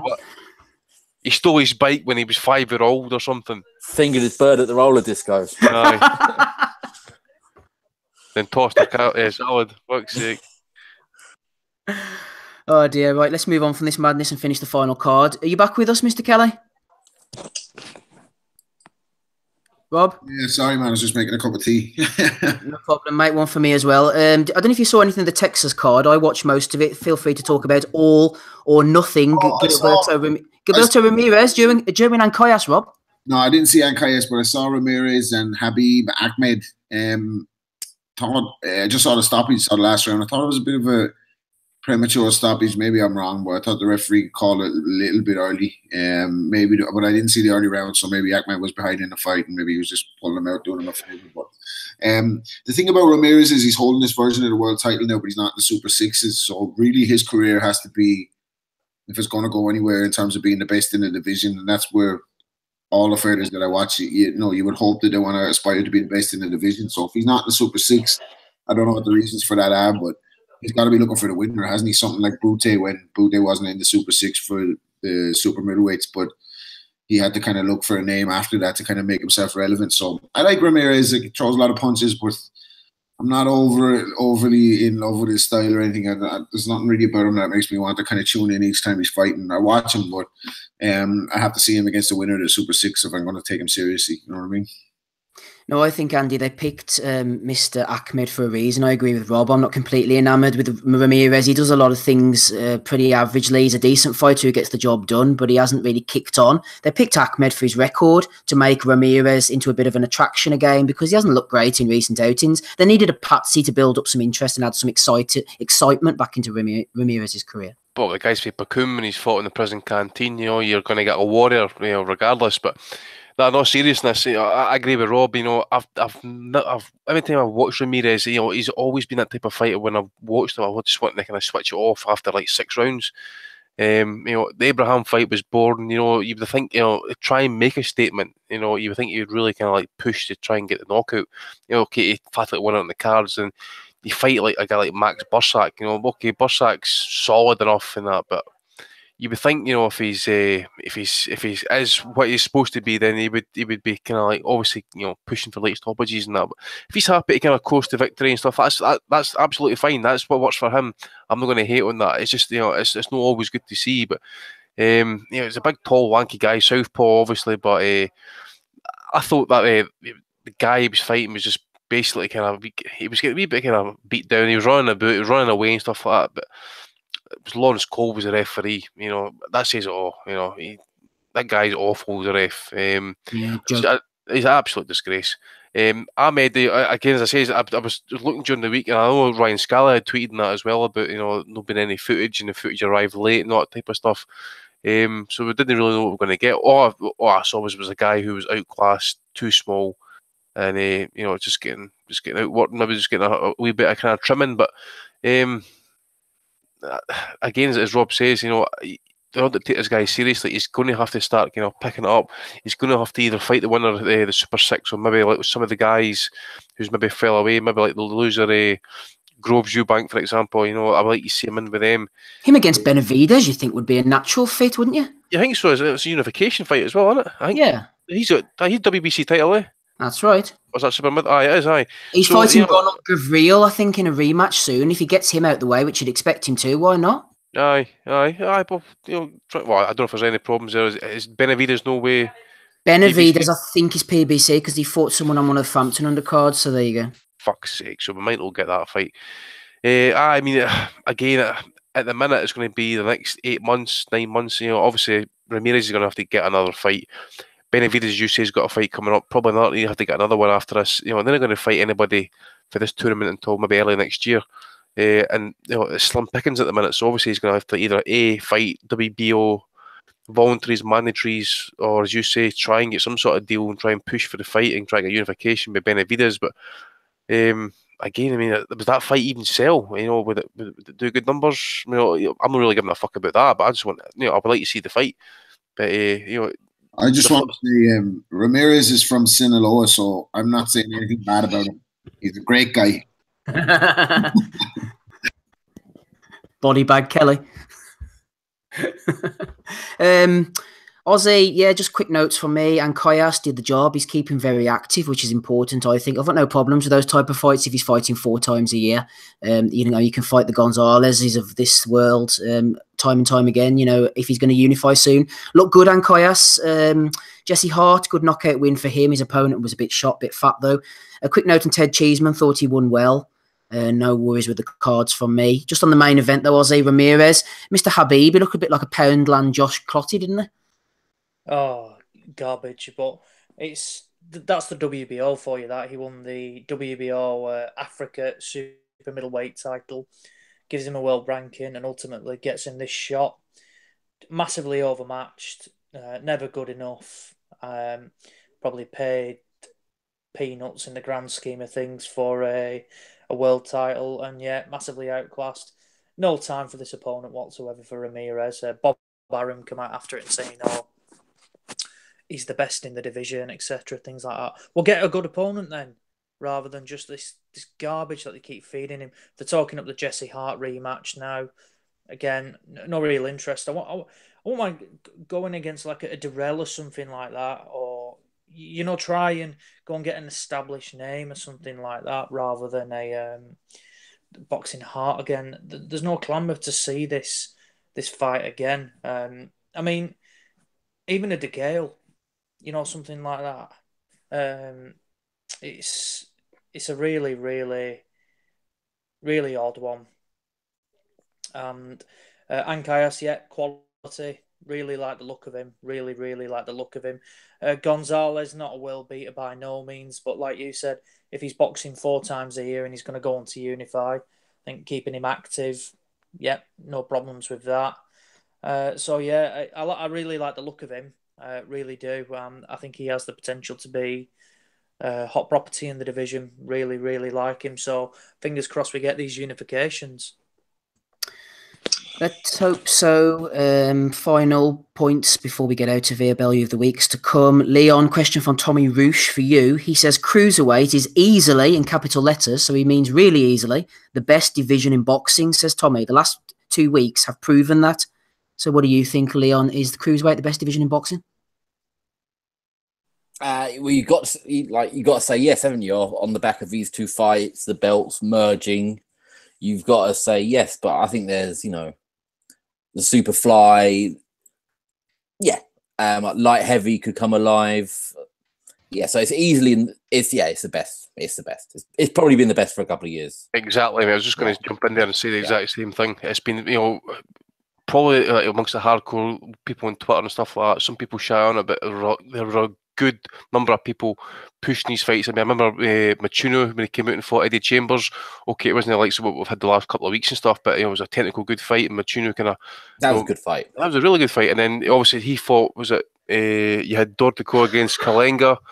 Bellew, okay, you got to give him his due against Kalenga as well. Absolutely iced the guy. I mean, dropped on the floor, had to get up off his arse because he's in his hometown and turns the business. We've had good cruiserweight fights for Russia. Again, Durodola against the Russian Hammer. Yep. We've had Rakim Chakikev, ex-gold medalist for Russia, and that he's been involved in a good fight against Diablo. Steve Cunningham, Marco Hook, all these guys, man, it's been absolutely brilliant over the last 5 years. Maybe even go back 5-10 years and stuff. Steve Cunningham fought and stopped Marco Hook for the IBF title, and it's been a great division. And who's our boy who kept on fighting Hook? He always put in good scrappy. Yeah, exactly. And when he iced that guy in Russia, that was fucking brilliant, that wasn't it? I was out of my seat when he did that. It's always delivered. You remember he iced Tony Dunstan in Germany on the Hay Klitschko undercard, put his mouthpiece like 10 rows back, and that it's fantastic, man. Great division. Can we all just say that Big Tony Bellew wants the winner of this tournament as well, by the way? You watched that last night and thought, yes, I want the winner of Gassiev-Usyk, definitely. Bullshit. I know I've shit on him a wee bit, like you said, Dennis Lebedev, for example, for the WBA's fault. They've made a situation here with the titles and stuff, but Lebedev's been involved in some good fights as well. He's went in there against Hook, and he's had that fucking war against Guillermo Jones. Oh, fucking hell, his face was hanging off. Yeah. I was going to say, was that the one that caused that like grotesque guy? Sickening. Aye. The referee, Stanley Kusadulu, he was shitting himself to stop that fight, actually. I think when Lebedev took a knee, he was really struggling to get back up, and he could kind of rapid fire the count. But it was he was shitting himself to stop that fight. We're the ones that produced the worst cruiserweight fight in the last 5 years in that Bellew fucking Cleverly hell. Yeah, that's the worst one that's happened. Remember David Haye against Ismail Abdul? Yeah. Ooh. That was terrible. But Big Enzo used to be in good fights. It's always been good. So Wayne Braithwaite, everyone thought Braithwaite was going to chin him, didn't they? Mark Hobson as well was a great fight, the first one. Yep. Always delivered.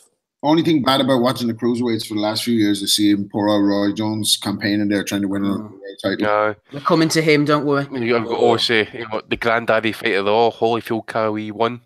Yeah. Fucking tremendous fight. Spectacular. Well, I was going to mention, obviously, with this talk, Andre Ward, I think he comes back, fights at cruiserweight. No.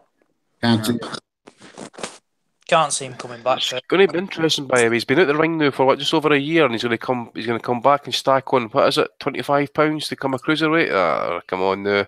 I'm happy Andre. To see it. I'm happy to see it. I wouldn't see it. I would like to see it. Andre's a fucking all-time great. He's a Hall of Famer. If he wants to add to that legacy, then I'd fucking support that. I'd support the brutalising of Andre Ward every fucking chance.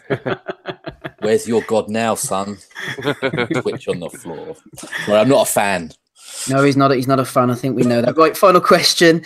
We'll throw this one out to everyone to jump in from Joe Ringer. He said, who is or who are the most successful fighter or fighters ever to come from a background in another sport? He mentions Wilder basketball, Dillian White kickboxing. The first one that sprung to my mind was Vitaly Klitschko. He came from a kickboxing background, didn't he? I remember him getting knocked out by British title challenger Pele Reid in the amateurs. That seems a million miles away now. Anthony Mundine, I know this is not going to be a popular one, but he was a pretty good rugby league player before he moved over to professional boxing. Done pretty well, considering he came from a different sport. Holly Holm, I think she did a bit of kickboxing. Seth Mitchell, a bit on the lower level, was a linebacker. And a guy called Mihai Lu, who was a Romanian WBO World Welterweight Champion, won the Romanian Rally Championship in 2003. Any fighters you can think of, successful fighters who came from a different background? There was a guy back in the day, featherweight, and he gave Jorge Paez an absolute humdinger of a fight. His name was Troy Dorsey. Now, he turned out to be not much. He got beaten by kind of De La Hoya and everything when he was on his come-up. But if that fight's anywhere, I must have a look on YouTube and see is it there. Jorge Paez versus Troy Dorsey. I think Paez won a split decision. Absolute cracker. Was on ITV back in the day. Maris Brevis and Marco Hook were ex-kickboxing champions, I'm sure. Lomachenko and Usyk, they've done like Greco wrestling and some sort of kind of MMA stuff and that. Obviously, some of the Thai fighters and that. I mean, I imagine Rungvisai has been involved in all that stuff. Curtis Woodhouse, Andy. Oh, fucking hell. What about, are we talking like just fighting or just general sports in general? Yeah. Any sport in general. He says the most successful ones, and I've gone off the radar a bit here with a few less than successful ones, shall we say. It's going to be a big ask. What about Mundine? I mean, he achieved at rugby. Oh, that's what I just said, yeah, definitely, yeah. Oh, did you mention him, I did, yeah. Better rugby player sorry, I never heard that one. Sorry, mate. Didn't hear that one. Right. Go ahead, Leon. He's a better rugby player than he was a boxer, that's for sure. I mean, he's made some money though, hasn't he? To be fair, he's a fucking lunatic, isn't he? It was only just like the last couple of years. All his fights before that were on pay-per-view. Everyone. Right. Okay. Let's move on. Thanks for that question, Joe Ringer, who listens every week. Who's this messaging me? All right. Okay, let's move on. Next week, Andy, Miguel Bichelt. This is the fight that James Tennyson could have been taking, WBC Super Featherweight title defense. Instead, stop press, he's got Maxwell Anwuku. Who's this, you might say, Andy? He's 44-3-1 with 30 knockouts. Let's have a look. Is he fought in the prison canteen? Let me just try and see if yes, he has. Let me see. Oh, yep. He had 4 consecutive fights in 2011 in the prison canteen, including one for the vacant WBO Africa Super Featherweight title. We're getting on board this guy, Andy. He's going to do it. Absolutely, mate. I mean, they unified it with WBA Pan-African Super Featherweight title as well. So, I've never seen the guy, obviously. I just noticed one of the names in his record there, that guy, Jordan. I remember I've seen him a couple of times, but other than that, I've never seen the guy. You would think Bichelt was going to look impressive in this fight. Obviously, it's probably going to take over fight after. I mean, I suppose he's due an easy fight, eh? I mean, you can actually kind of like forgive for taking this fight. I mean, Vargas and Maura were quite kind of heavy going fights. So I mean, obviously, we all know the Africans are like hit or miss. They're either poor or they're fucking nails, and it's generally the latter. But wait and see. You would think he would probably get maybe a late stoppage with this one if he's. I don't know if this guy's ranked. I notice it's a title defence, so it's not a non-title fight. So you see, what happened with Tennyson for this fight? Was it the money? They haven't said. Apparently, Tennyson was one of 3 or 4 opponents they were looking at. I'm assuming. Well, if Tennyson fought last night, so you would have thought he would have been able to got down to the weight. He won last night in a round. Apparently, it maybe wasn't offered to him exclusively. There was other guys. The money, possibly. Nobody knows, but it wasn't as cut and dried as it looked. He didn't just flat out turn it down, I don't think. Plus, you've got the travel as well. You've got to factor that in and then get a team over there and get everything else. I don't think the money was great, and he's very highly ranked with the WBA, number 4. So I think Eddie's maybe said, look, just hold fire, son. We'll maybe get you in there against Machado. Politics. And Machado, as you would probably know, is actually maybe classes maybe the weaker champion. So but no, I'll probably go with Burchell, kind of late stoppage here. Wait and see what he gets and that. But just thinking what else we could actually look at next week. I know Diablo's back in action. Vidalchik, he's back in the 8th rounder. But is that it? Is that what we've got for next week? Pretty much. We have a bit of Roy Jones Jr. if that floats your boat, Andy. That's next Thursday, isn't it? Super featherweight. So I don't know, Burchell. I mean, Lomachenko. Hopefully. I mean, I didn't see him fighting Garcia this year. I didn't see him really fighting Linares this year. I mean, there's not really much talk of move up in weight anyway, just at the minute. So I'm surmising he's going to stay at 130.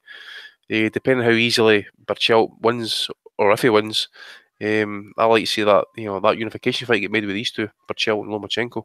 One of the more interesting things on Wuku's record, he once fought a guy called Prince Ofotsu, who people might remember fighting Ricky Burns. The bizarre thing about that fight, Andy, was that Ofotsu actually caught the towel that was thrown in to stop him. A bit of dodgy goings on there, I think. I seem to remember as well, was his shoes not all fucked up? He was not sliding over the ring, so they tried to put tape on his boots or something like that.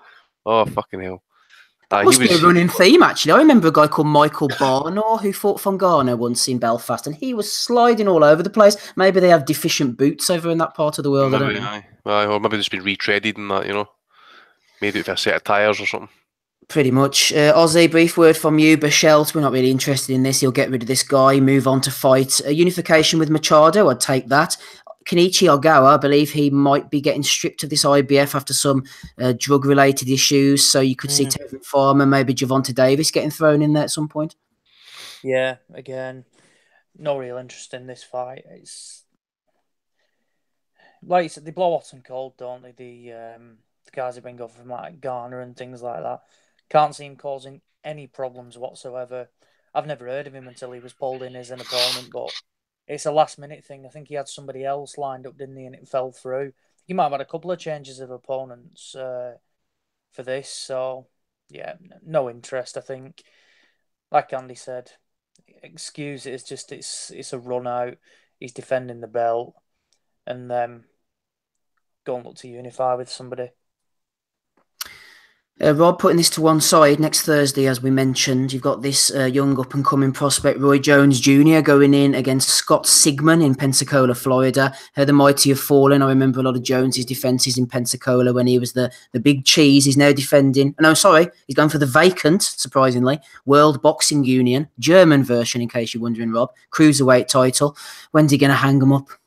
I think this is his last fight, isn't he? I think he's I think it is. Yeah. Aye. They said it's his farewell fight, so looking for Roy Jones' safety and his health, you'd be hoping that this is his last fight because, I don't want to forget Roy Jones in his prime. I think Andy, you might have put a tweet up earlier in the week with Roy Jones' prime fights. Like, I remember there was another detractor. Like in real time, boxing is funny. Like, as in retrospect, we often give credit to guys that, well, not me, but people in the sport often give credit to guys that they didn't particularly like at the time. And I remember when Roy Jones was in his prime, and a lot of the boxing writers and media people, especially the HBO guys and people like that, they didn't always give him the credit for being the supreme talent that he was. He was absolutely unbelievable. And on his day at 160, I will put Roy Jones in with anybody and give him a chance of beating him. I mean, Roy Jones at 160 versus Marvin Hagler at 160, I would favour Roy Jones. Now, people might cane me for that, but I think Roy Jones would have boxed the ears off Marvin Hagler in his prime. That might be controversial to some people, but fantastic fighter. And it's just been horrible watching him suffer these horrible knockouts to Makranelli, to Lebedev, to what's homie's name in Australia? Danny Green. Danny Green. Become a legend. They beat a legend. Yeah, you can't, like, come on, like, you couldn't carry Roy Jones's jockstrap in his heyday, like, absolute. And, you know, I think he should have retired. In retrospect, he's a fighter. He wants to fight on, and that's it. That's who he is, like. But I would have liked to see him retire after the beating the Quiet Man, after beating John Ruiz, like, and he would have had nothing. He would have gone down as an absolute legend. Now, to me, he still goes down as an absolute legend on ability. I was going to ask you this, Rob. Sorry to interrupt. Actually, do you think his legacy has been stained by going on too long? I think I mean, he kind of fell victim to, like, he fell victim to it in an extreme way. But if we look at all of the top level fighters, like the great fighters of the last 40 years, they all went on too long, didn't they? Holyfield went on too long. Hagler probably got out just after the Leonard fight, but Leonard went on too long. Hearns went on too long. Duran Hopkins. They all went on just that bit too long. But Roy, for the last 10 years, it's been an absolute disaster. Like, you know, the losing to the Kazagi fight, the B-Hop 2 fight, they were all just terrible fights for him. Like, and I suppose in a way you could look at it and say he's damaged his legacy. But I think we all know after he lost all the weight that time, he was with the guy Maggie Shilstone, who helped Michael Spinks put on the weight to beat Larry Holmes, yes, controversially. And I think when he took that weight off to come back down to light heavyweight, he's never been the same fighter. Like, his punch resistance was gone, his muscle, everything. I think that just absolutely ruined him. So I suppose you could say his legacy's been damaged, but to me it hasn't, because of what he achieved in his prime. He was unbelievable. But I think we can all agree it's time to say goodbye to Roy Jones. You know what I mean? As a fighter, at least. Time to say goodbye to Roy. Talking of going on too long, hopefully that is not going to afflict us tonight, because we're on to the Bellew of the Weeks already. Looks like it's going to be a bit of a shorter one. Hashtag fuck the Yanks, Andy, tonight, I think. They've let us go. They've let us down. Super Bowl Sunday, mate. So you know what it's like. They get the fucking family around. They get the barbecue and they get fat as fuck, and then they end up, I don't know what they do after that. You know, sit and watch for 3 hours. I'm watching it actually, so just to let you know. But that's what they'll be doing. We'll hopefully get them on soon. Also, the Guru, we miss him. Let's get on to the Bellew of the Weeks. Andy's still with us, Ozzy and Rob. Okay, so we have Chloe J, the first nomination for Bellew of the Week. She said, I've got our floor seats for Joshua versus Parker tickets. More excited about Dillian White being on the undercard, though, says Chloe. Joey at Master Mode nominated her because Dillian White's not on the undercard. Hate to break it to you, Chloe, dear. But you're not going to be able to see any of him. We've got Ricky Gravel has nominated King Jackal, the Jackal's Den. He's an odious little character, this Jackal's Den, isn't he, Andy? He tries to represent sort of Carl Frampton and Carl Frampton's fans, but he's an absolute little walt. What's he been doing? Well, he's been saying, he deleted it actually, this one. He said, Eddie Hearn doing his utmost to hype Khan's comeback when he knows it's getting trumped by Warren's Belfast show. Every cunt in the UK and their dog will be watching Frampton versus Donaire. Well, except the Packies, but who cares about them anyway? That's what the Jackal's Den has to say. So if you wanted the confirmation that he's a bit of a knobhead, then there is further confirmation for him. Ricky Gravel sent that one in. Yeah, there's no coming back for that one. You need to. He tried to delete it, but the damage has been done. Twitter's unforgiving, mate. Screenshots are nabbed within nanoseconds you deleting them. And plus, as well, as you could actually sit about on your computer screen and leave notice it, even though you delete it. Unless you refresh the page, it's still on your screen until you actually see it, and then you can actually get a screenshot of it. So pay attention next time. Stop being a dick. Exactly, well said. Erislandi Lara, I nominate Tony Bellew for saying Lawrence Okolie is a cruiserweight version of Deontay Wilder. Fuck's sake, on the 5 Live podcast with Mike Costello. Bellew is going to be my nomination this week, just a heads up. But with respect to Mr. Lara, I can sort of see what Bellew's saying. If he's saying in regards to Okolie and Wilder's style, it is a bit similar, I suppose. Okolie looks like sort of a version of Wilder that's had one too many drinks on a Saturday night, maybe, if Bellew was indeed meaning that. What have we got here? 13 Mike Boxing. Quite a few people nominated this one. Salsa Squad. The lady presenter on BBC after the beef between it was Khan, wasn't it? Through the water over La Greco.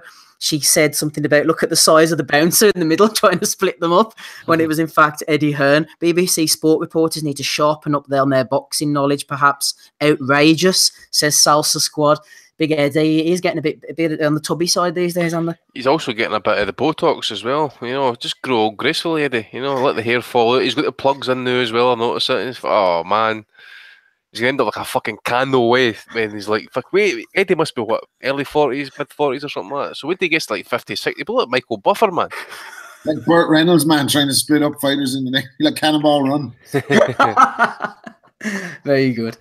Joe Ringer has nominated Spencer X. It's getting a bit boring by now, but Spencer has to be up again. Comparing Chamberlain Okolie to McCallum Hearns on the Sky Pod. McCallum versus Hearns. Andy, did you remember that one? It was a cracker. Aye, mate. I remember seeing that tweet coming through. I was my dad was driving the car at the time. I'm saying to myself, when the fuck did they two fight? And I was like, I said, did they fight as amateurs? Nah, surely no. And I thought it was been Among Us, so I had to ask. I says, when did they fucking fight?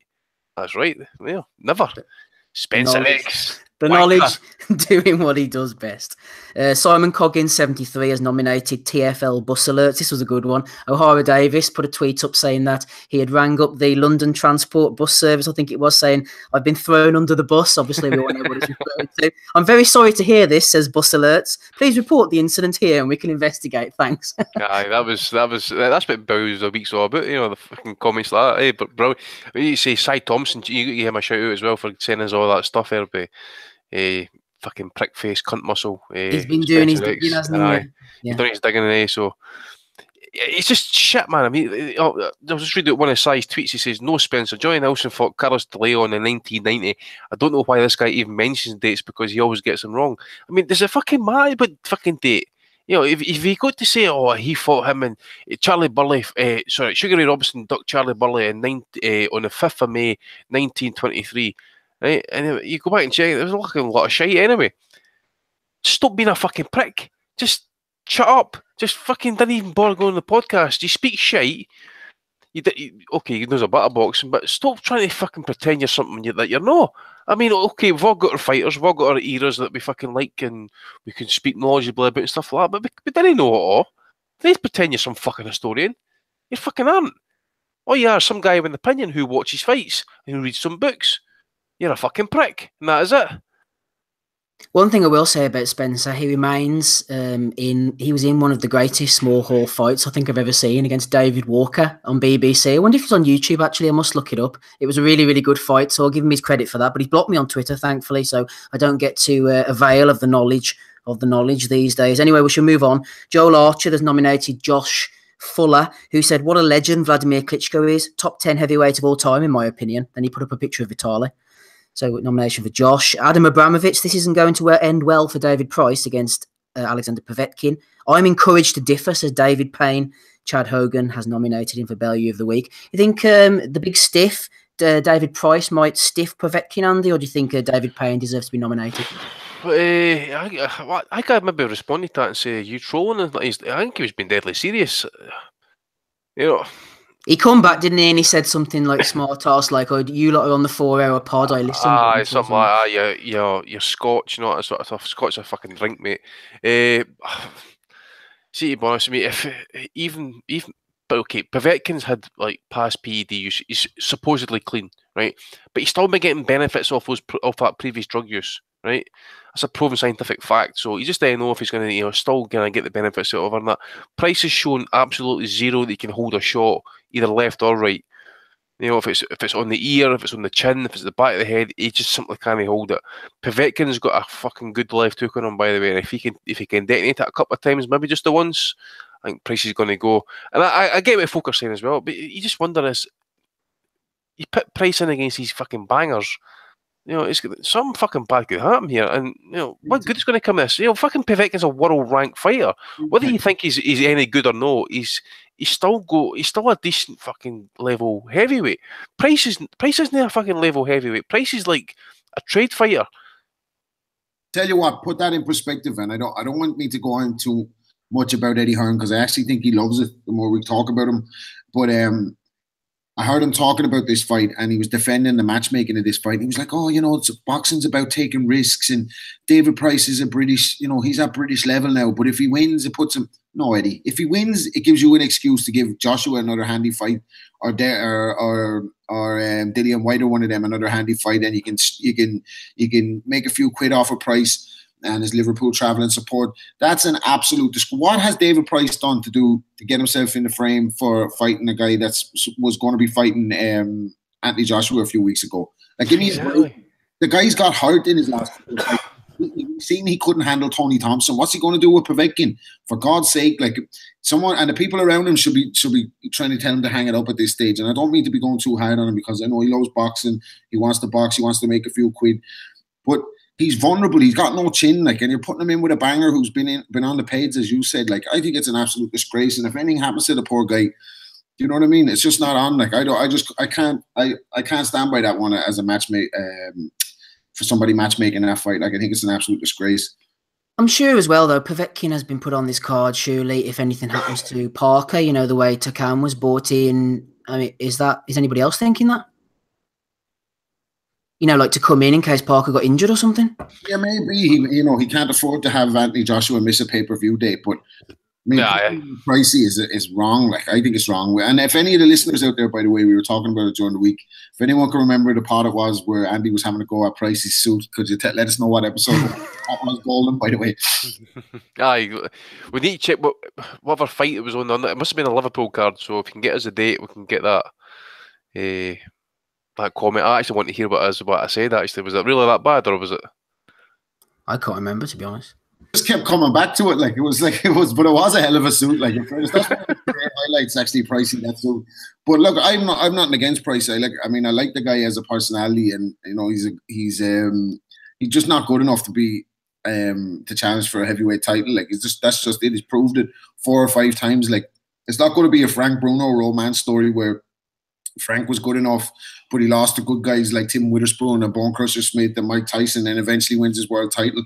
That's not going to happen for David Price. Like, you put him in against any of the top 10 heavyweights and they're going to bang him out, like, without a doubt. Even any of the top 20 heavyweights, because he's completely vulnerable. He can't hold a shot, like, and he hasn't got great fundamentals either. Like, even with Lennox and all there in there coaching him, and it's just been a car crash. Like, I don't know. I can just see this end badly, like. He's just a big dude, isn't he? Yeah, I remember Jeff Mayweather, I think it was, whenever he was over with Kevin Johnson, he looked at Tyson Fury and he says, I don't see anything good in this guy. He's just a big dude. And I think that's maybe the case with Mr. Price. Although I do wonder, Povetkin's off the juice now. He's gone the distance with Rudenko, gone the distance with Christian Hammer. Maybe he's going to dent Price's chin, isn't he? Let's move on. David Payne has been nominated twice. You've got to be in it to win it. Chad Hogan's putting forward again. Paulie Malignaggi was talking, I believe, about ring card girls. David Payne says, Paulie, I'm a bit torn. I had to explain to my 10-year-old daughter who was watching boxing with me why the women weren't wearing many clothes recently. That was harder than you might imagine. That sounds to me like one of those that never happened stories, Andy. Aye, mate, I switched off when you actually mentioned that story. A lot of shite. Who's put this one forward? Rory McGonigal, friend of the pod. He said, I've just heard Charlie Edwards telling the IFL that the fans don't want to see Yafai versus Roman Gonzalez. They would rather see a British beef type fight against me. Lol, says Rory. We can get on board with that, lol. We mentioned that earlier. Nomination, therefore, for Charlie Edwards. Dave Caldwell said, who said miracles don't happen, eh? Blah, blah, blah. The Seven Wolves jumped in and said, I realised we were on the same page, Dave, but it made more sense to me. Richard Towers could be the next Freddie Roach. And Chad Hogan nominated him. Richard Towers, former heavyweight, a coach, could be the next Freddie Roach, said the Seven Wolves. That's Terry from the New Age Boxing Who is Pod. that Seven Wolves guy? I see him on... It's Terry from the New Age Boxing Pod, which is a very good podcast, but he's been nominated for Bellew of the Week here. I'm sure he'll take it. What does he look like? He's a black fella. No. Who's the albino? Oh, I think that's him. Is that him? I think so. All right. He's been known to make some kind of outlandish claims, comments, and I've seen quite a few. I think I've seen Brian put him up a few times for it, actually. Yeah, I think they've got beef. Maybe we'll have them fighting soon. I know Terry's done a bit. Brian versus Terry, anybody? Yeah, we'll put that one forward. There were two YouTubers going over the weekend, weren't there? Eddie will put that on, no problem whatsoever. Right, anyway. Okay, we'll move on. Rob Barnett has nominated Carl Froch, David Hay, and an assortment of others for being knobheads with their predictions. Tony Bellew said, I said it last night, Joshua Buatsi is like a cross between Holyfield and Ward. I'm going to enjoy the young man's career. I expect him to be a multi-weight world champion. Joe Thackeray says, overstatement of the century. That was Bellew who said that, eh? Bellew said that, yeah. First of all, what weight is Buatsi fighting at? Light heavyweight. Yeah, I was thinking multiple weight world champion, is he? He's going to go up from cruiserweight and heavyweight, or maybe drop down to super middleweight. Maybe he's gonna be like Darren Corbett and move down the weights. this is the thing, right? I was looking through the WBS website and BoxRec. They've got him listed at 5'8", anything between 5'8" and 5'9", right? Bellew said last night he looks small on TV, but he's actually a unit up close. If he's 5'9", what the fuck's he doing at light heavyweight? I mean, Groves is fucking 6 feet. He's a big dude for 168. So what the fuck? He should be doing it 168. I would think Buatsi, if you look at him, he's not got much to strip off him by how his body's cut up and stuff like that. But that's just bullshit for them. I mean, as I said, I'm a fan of Buatsi and I hope he does well and stuff like that. But you start this shit, you end up turning people off, and you know what it's like out there, man. You know, fucking, if either like one promoter or you like one fighter or you like fucking certain shows or whatever, and that, it's going to be a fucking crying shame to have a fucking guy who I think is a natural fighter, no proclaiming he's going to be any sort of kind of world champion at the minute, because I want to see how he's going to steadily progress. But I think he's got a good chance, but they're not going to give him a chance with all this fucking hype. Absolute joke. Fucking 4 fights, and you're comparing him to Andre Ward and Evander Holyfield. Holyfield, who only ever got stopped by Riddick Bowe and a juiced-up James Toney at the end of his career. One of the greatest fighters we've ever seen. Andre Ward going to retire, go straight into the Hall of Fame, and these kids have fucking 4 fights. And this is the problem, like with British media in general. Like, you're hyping your athletes up, putting this expectation on their shoulders. We haven't seen 4 fights. Give me a break. Like, I like Buatsi as well, although pundit he is not. I like to see him stick to the. But you know, he's got a bright future ahead of him. Don't be putting that kind of pressure on his shoulders. But then again, this segment is called Bellew of the Week for a reason, isn't it? Like, so. Yep, Rob, I'm going to go at future Hall of Famer Buatsi there on behalf of Tony Bellew. If anyone was wondering whether Spencer Fearon was the knowledge, he's been legitimised by none other than himself. A nomination here for Spencer. He says, I could state more regarding his predictions, because people wanted to know more of his predictions. I could state more, says Spencer, but you'll have to tune in to the Toe to Toe podcast with me and Ross T. Jenkins, whoever that is, on Sky Sports Boxing, as I enjoy studying this game. So big up to you, Tony Bellew and Dave Caldwell. They always big me up for my knowledge. So the knowledge is the self-proclaimed knowledge. Self-praise is no honour, you racist prick. Well, you know what? Spencer has also got jumped in with his second one. If you study boxing and understand boxing, you'll be blessed with eyes. I said this young man is the new Holyfield. Now people are saying they see the similarities in boxing Buatsi, so pretty much similar to what Rob was having to go out there. See, when Holyfield was 4-0, by the way, he didn't have all the shite, I feel like, the press, or he's going to be this, he's going to be that. I remember reading about when I was doing the research for the punches for the past episode, and that, they were absolutely fucking, they wouldn't slaughter him, but they're questioning him and stuff like this. Has he got the gas tank? Can he actually be world level in that? Because what he's shown so far hasn't been all that. I'm like, fuck it. You know, then compare and contrast to what you get nowadays. You get a guy knocking over, 3-4 guys who are probably at best between journeyman and an area level fighter. And next minute is going to be Andre Ward, the fucking clash between that and Evander Holyfield. Fuck, man. I mean, as well as that, Buatsi's Olympic status is not the same as Holyfield's Olympic status. Like, Holyfield was in the greatest Olympic boxing team in the history. 84, Ray Mercer, Mark Breland, Meldrick Taylor, Cornell Whitaker. Like, it's not the same. Like, it's not like for like. You can't just say just because the two of them went to the Olympics that it's just a joke. Like, anyway, I'm sorry, I'm ranting too much about that. No, you're fine. It's the smoke and mirrors, and I completely agree, Rob. It pissed me off that time whenever Adam Smith started throwing. I never forgive him for this. I know I've said it before, but whenever Muhammad Ali died, and he sat in that studio and he said, Muhammad Ali will be remembered right up there with the Sugar Ray Leonards, Sugar Ray Robinsons, your Floyd Mayweathers, your Anthony Joshuas, and I was like, that was just the worst, most cynical product placement, unforgivable I've ever heard. Yep, I remember that clearly, mate. And then you go, it was so subtly put. And he said it just slipped out. He just kept going full salesman mode. He just didn't even bat a fucking eyelid. And you besmirch a guy if fucking Ali's fucking standing, and you put in the likes of Anthony Joshua, who, by the way, got his world title. We all know this by a political grab job and fucking nice wee fucking paydays here, nice wee payday there. Sad, man. Fucking sad. Coming to the final few ones now, McKedge has nominated Bellew for saying Tony Sims is a fantastic trainer. One interesting thing about Tony Sims, as my wife would say, you can't really say too much with your accent, but Tony Sims, the way he talks, makes me laugh. He sort of, when he says sentences, he forgets to include words. So he's like, come on, Ted, you got to throw more combinations. But he said, correlations. He sort of comes off with these funny wee words that he makes up. So I'm a fan of Tony Sims for that, if nothing else. We have Andy Patterson on the timeline. What's he been saying here? Let's have a look. The whole of Britain has been waiting for Okolie versus Chamberlain. Who said this, Andy? Mr. Bellew. They had to even close the Mecca bingo halls for the night as they're predicting low turnouts due to this fight. Says 50 cents. That was quite a good response. That was a good response. Again, as I say, I think that was one of the rare times I switched there for the ITV4 fight, and that was Bellew's comment. I meant, switch it over. I'm listening to any of that shite. I suppose, I think Bellew kind of almost won it out of the park, actually. I mean, there are a lot of people out there, everything Bellew was saying, he was contradicting himself. You mentioned it, Steve. I think you said Adam Smith was getting pissed off of him as well.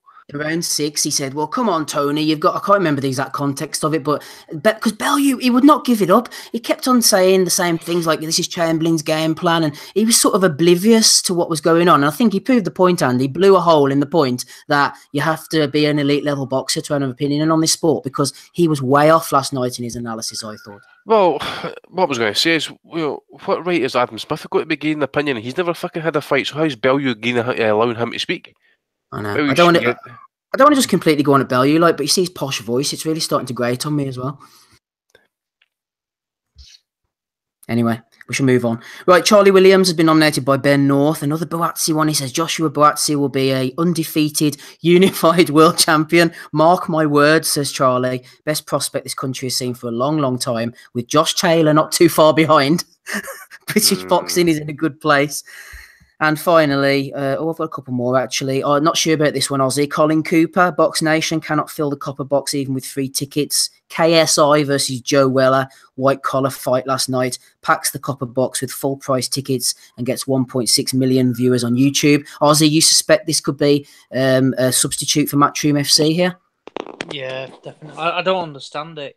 They sold the copper box out with Davis Walsh, and aside from that, no promoter who's ever been there has sold it out. But it was one of these FUD.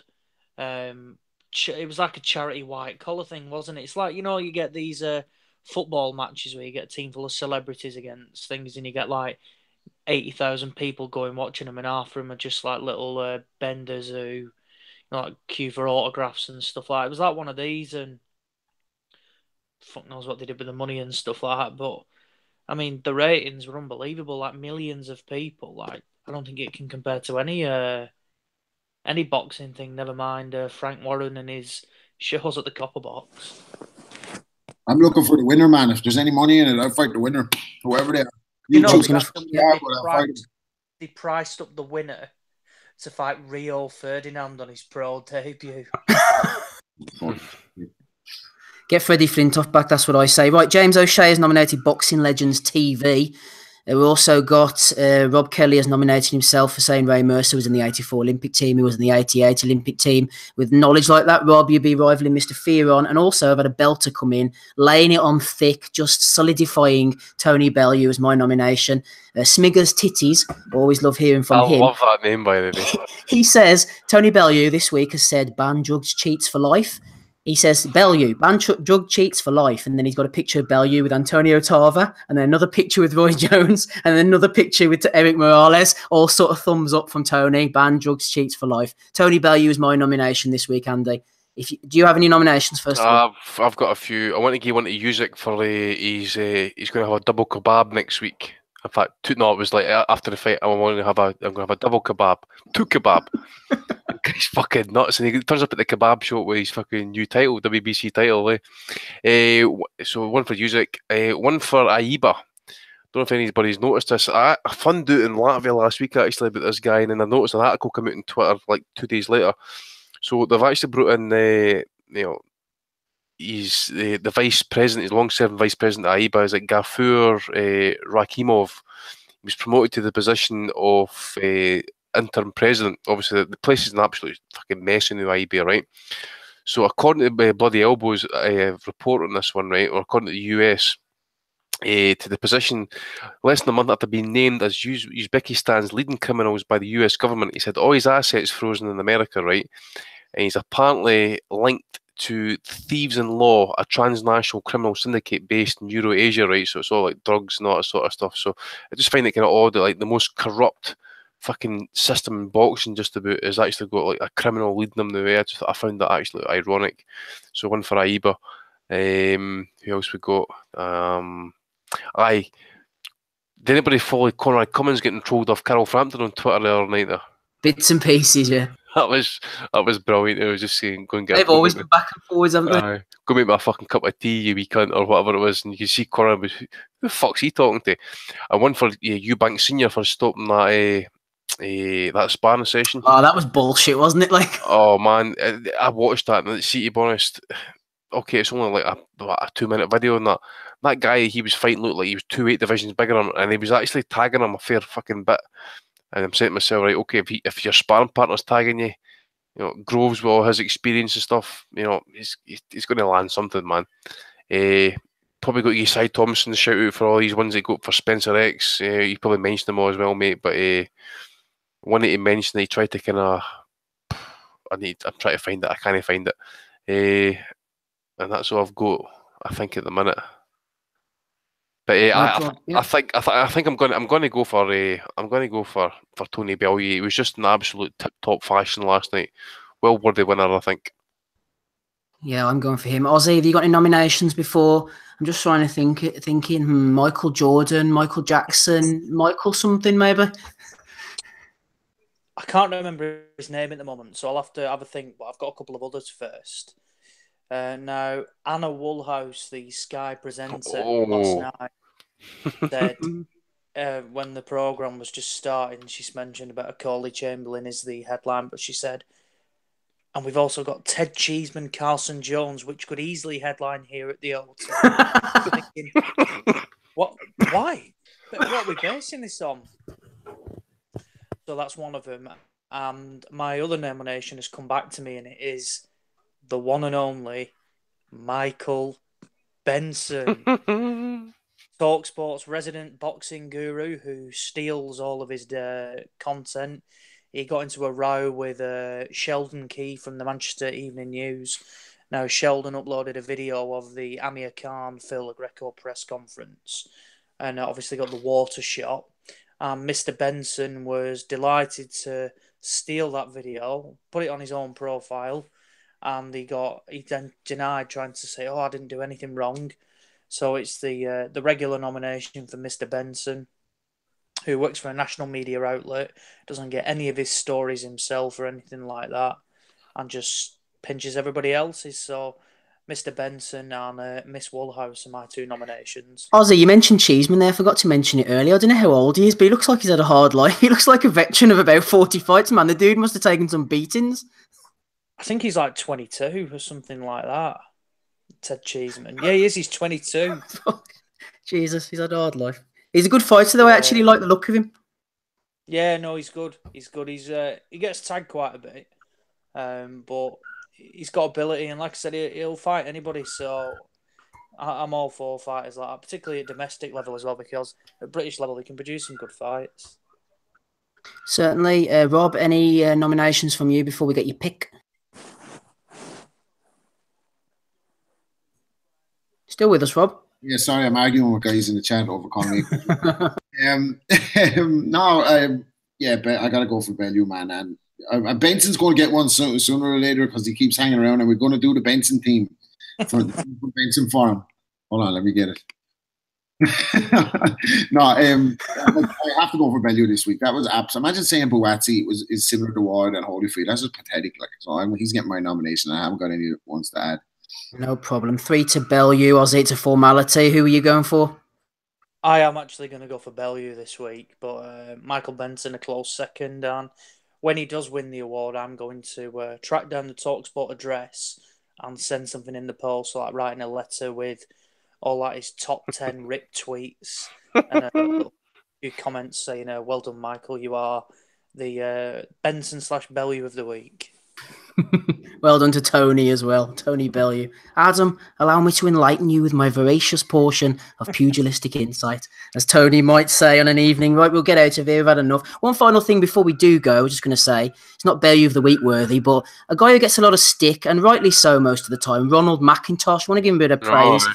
Not necessarily for his commentary last night, but I praised Ray, what do you call that guy? Ray Flores, I think it was before. But Ronald gets into the ring at the end, interviewing everybody in front of quite a large audience, vociferous crowds, lots of people watching around the world. There's interpreters in there. There's fighters coming from left, right and centre. Ronald kept his cool, asked some good questions. I thought he did a good professional job. So I'm going to give Ronald McIntosh praise for it's a difficult situation getting in that ring. I wouldn't fancy doing it and doing those type of interviews, and he did a professional job. So congratulations to Ronald. He's been nominated for an award as well, actually. Yeah. Oh, has he? Bellew of the Week? Yeah. Was that Oh, because... no. Oh, fuck off. Go ahead, Rob. He said at the end, the last combination was terminal. Oh, fucking hell, man, he killed him. Jesus Christ. Like I said, Rob, not for his commentary necessarily, but I thought he got in and done a good job like Ray Flores did as well. So I'm going to give him a bit of credit. Congratulations, Ron, for credit from me for what it's worth. Anyway, let's get out of here. Can you hear some screaming in the background?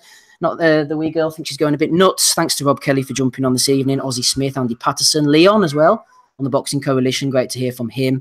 Yeah, the Boxing Coalition's very good. It only goes once a month now, but it's well worth a listen. Who else did we have on tonight? We haven't had Dave, anybody. Matty Askin. Matty Askin, of course, forgetting about Matty Askin on the phone. Thanks for Ozzy for sorting that out. We shall speak to you all about something, God knows what, next week. Cheerio, everybody.